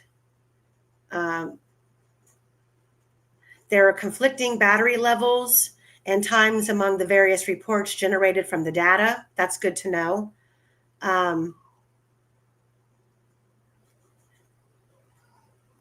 You're welcome. At Sea One Day, you're welcome. We're trying, and we're trying to not make it confusing, but we end up confusing ourselves because there's so much. No one is going down that hill to the east of the bridge with a phone in their hand. I think it would be very hard to. You'd need both hands to go down there. Bear in mind, it was in February. You went down there just recently. In February, it would have been slippery as something slippery. It would have been saturated. Like the ground was already moist, and going up and coming down, it was really hard to maintain your footing, without slipping, and 2, without the ground was covered with leaves, so you don't really know when you take your next step what you're stepping into. So, and I really wasn't trying to get my shoes caked and sunk in the mud. And I would imagine in February, if it had, and that's fungi. I see that you're in here. Fungi, that would be something that you would be great at looking into, about the weather conditions in the week or 2 leading up to February 13th. Had there been snow? Had there been rain? And, could we get an idea of how saturated the ground would be? Because from up top on that hill, any moisture or water or precipitation is going to trickle down that hill, which could leave it either side of the hill up there from the south end of the bridge really wet.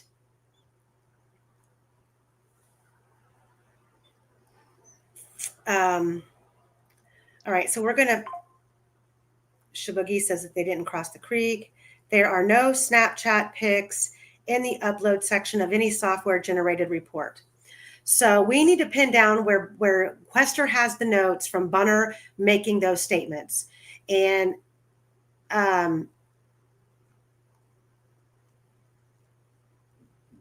the other thing that is interesting about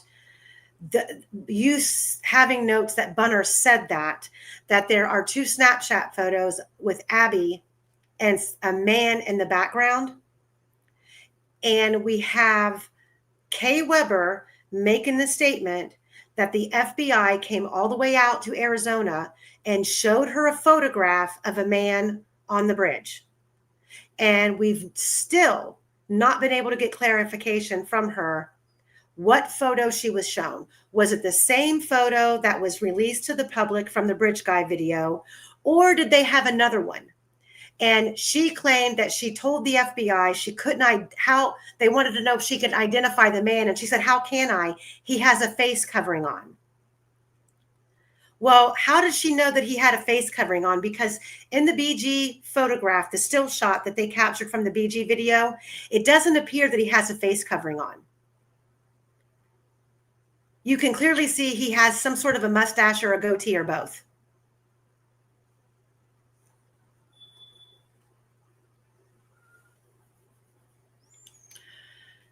Okay, so, and guys, don't hate me, but this is what we're going to do.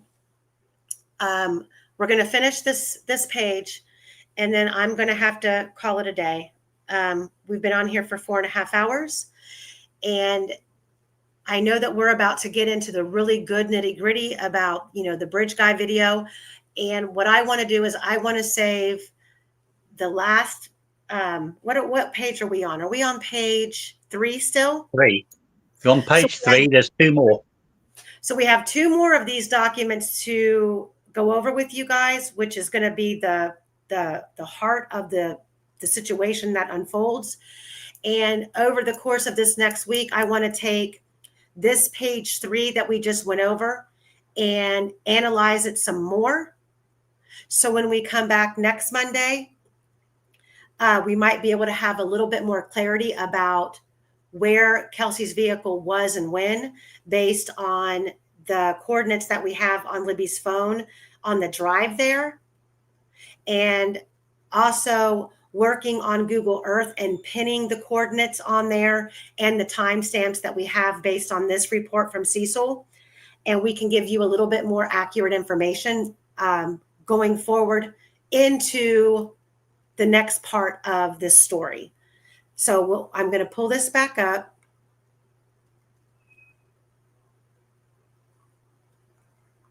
Give me 1 second, guys.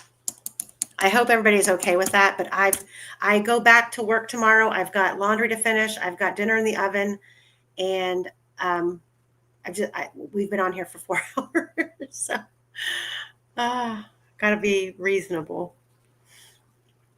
Okay, so let me pull this back up. Scroll back down.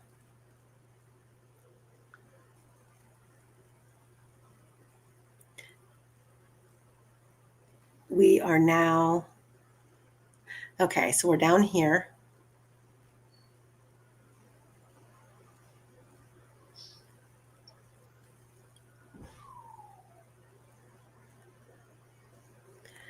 Let me share my screen.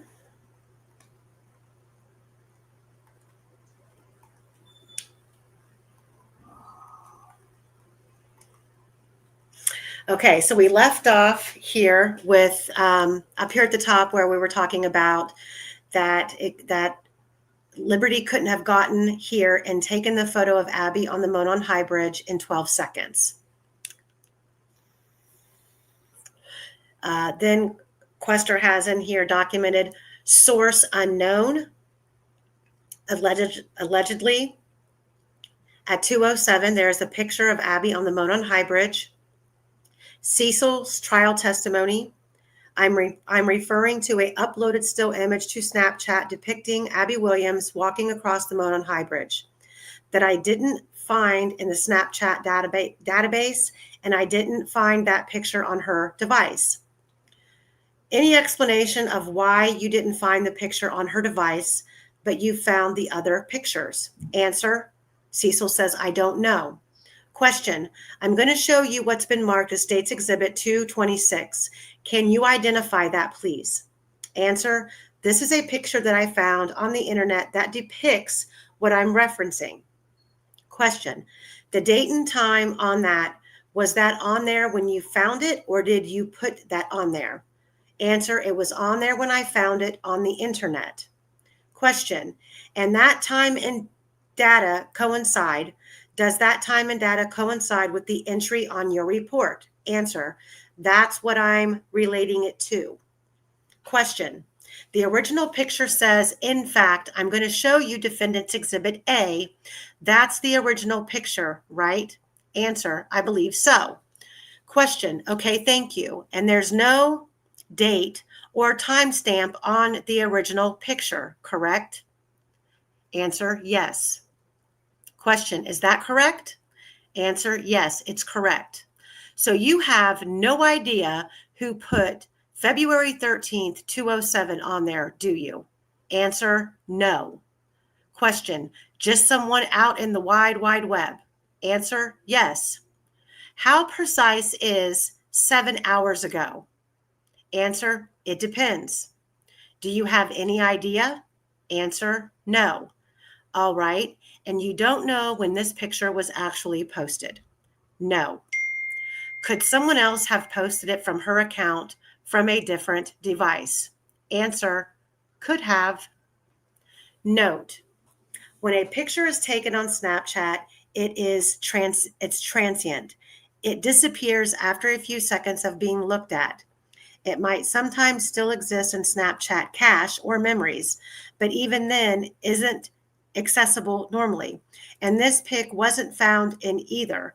When a Snapchat pic is opened and a snap of it is taken, Snapchat sends a notification like a receipt to the original sender. There is no notification in any extracted list in any photo assigned to Liberties, which seems odd, especially as Kyle Smith said he snapped this one and posted it on social media later. And it clearly was on social media if Cecil truly found it there. So there should be a notification of Kyle Smith snapping this one. Of course, one has to ask why Liberty wouldn't have sent it to Kyle Smith in the first place. We have to ask why Liberty would have sent it to Kyle Smith in the first place. Liberty's phone at 108:49, movement stopped. Phone unknown at 2:09. There was a call to Ron Logan. Cell site or timing advanced estimate. We've got the coordinates and the radius, approximately 3 to 5,400 yards. Source of radius data. Phone Wi-Fi location center point is within approximately 466 yards from 5858 West 300 North, which is Ron Logan's house. The exact distance to the crime scene from Ron Logan's.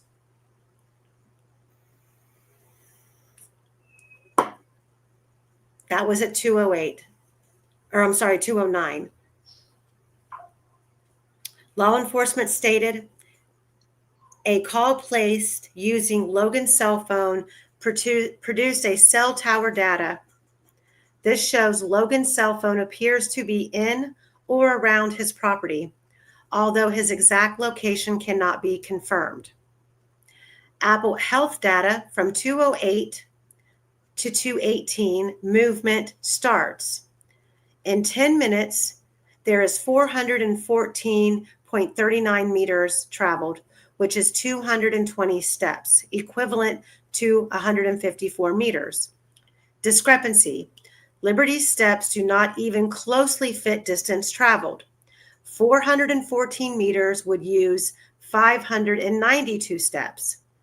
Now, 12 meters short of the Monon High Bridge at 208, so missed the window for the monochrome Monon High Bridge photo and the photo of Abby on the Monon High Bridge, and will now have to rush to be at the south end of the Monon High Bridge to do a video at 2:13. Liberty must now walk all of the Monon High Bridge, a total of 266 meters, to be abducted at 2:13.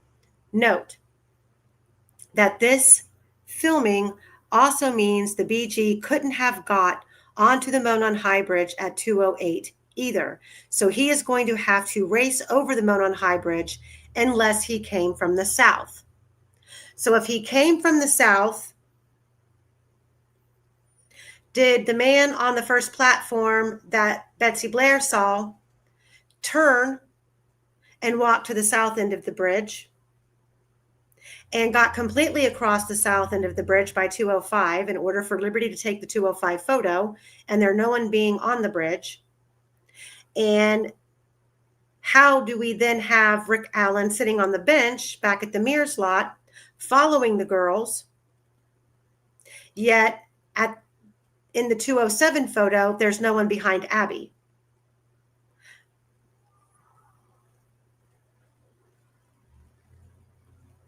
But before they get on the bridge, Quester says he has notes from Bonner saying there are two photos of a man behind Abby before they got on the bridge.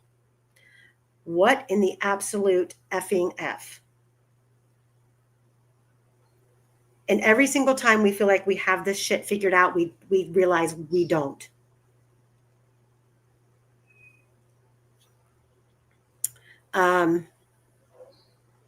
We must work the Apple Health data because it runs to 2:18, 10 minutes, but we can only use to 2:13, which is 5 minutes, to get to the south end on time. So we must first split the amounts. 2:08 and 49 seconds to 2:13 and 49 seconds is 5 minutes, 110 steps. And 2:13:49 to 2:18, which is 5 minutes, is another 212 and 20 meters, which is also another 110 steps. Next, we must remove a few minutes from the ladder to allow time for the abduction. 2:15:49 to 2:18:49 is 3 minutes, which was 110 steps. Crossing Monon High Bridge first traveled 212 meters. Libby's time is now 2:13, but Liberty is still 54 meters, which is 177 feet short of the south end. Big problem. The extra 177 feet would put Liberty at the south end of the Monon High Bridge at 2:17, which doesn't fit taking a video at 2:13. Anyway, at the south end at 2:17, they are abducted down the hill, over the drive, into the woods, to and over the creek, to the crime scene, but there's only a remaining 40 meters distance and 5 minutes on the Apple Health data to do all of this. Still not working out.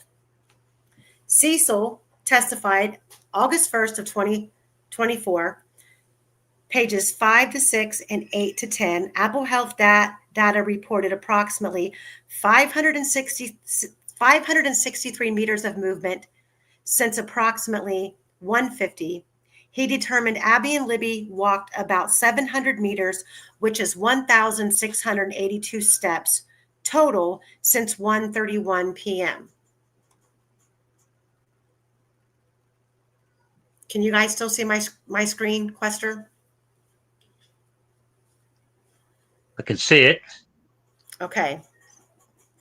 So Liberty's phone, sometime prior to 1:13, five photos found on the phone. None are the two posted to Snapchat from 2:05 and 2:07. In 4, there's a man behind Abby, 2 of in Kelsey's car. Bunner's testimony, what is that, 22? Is that October 22nd, 2024? Yeah, sorry, I did it in English. Okay. So October 22nd of 2024, Bunner testified that he was not aware of any deleted photos or videos on the phone or through Snapchat as of February 14th of 2017. In 2019, Cecil's testimony on October 23rd, 2024, found 4 of the Snapchat images and videos, but could not find the 5th. Okay, I'm going to stop it right there.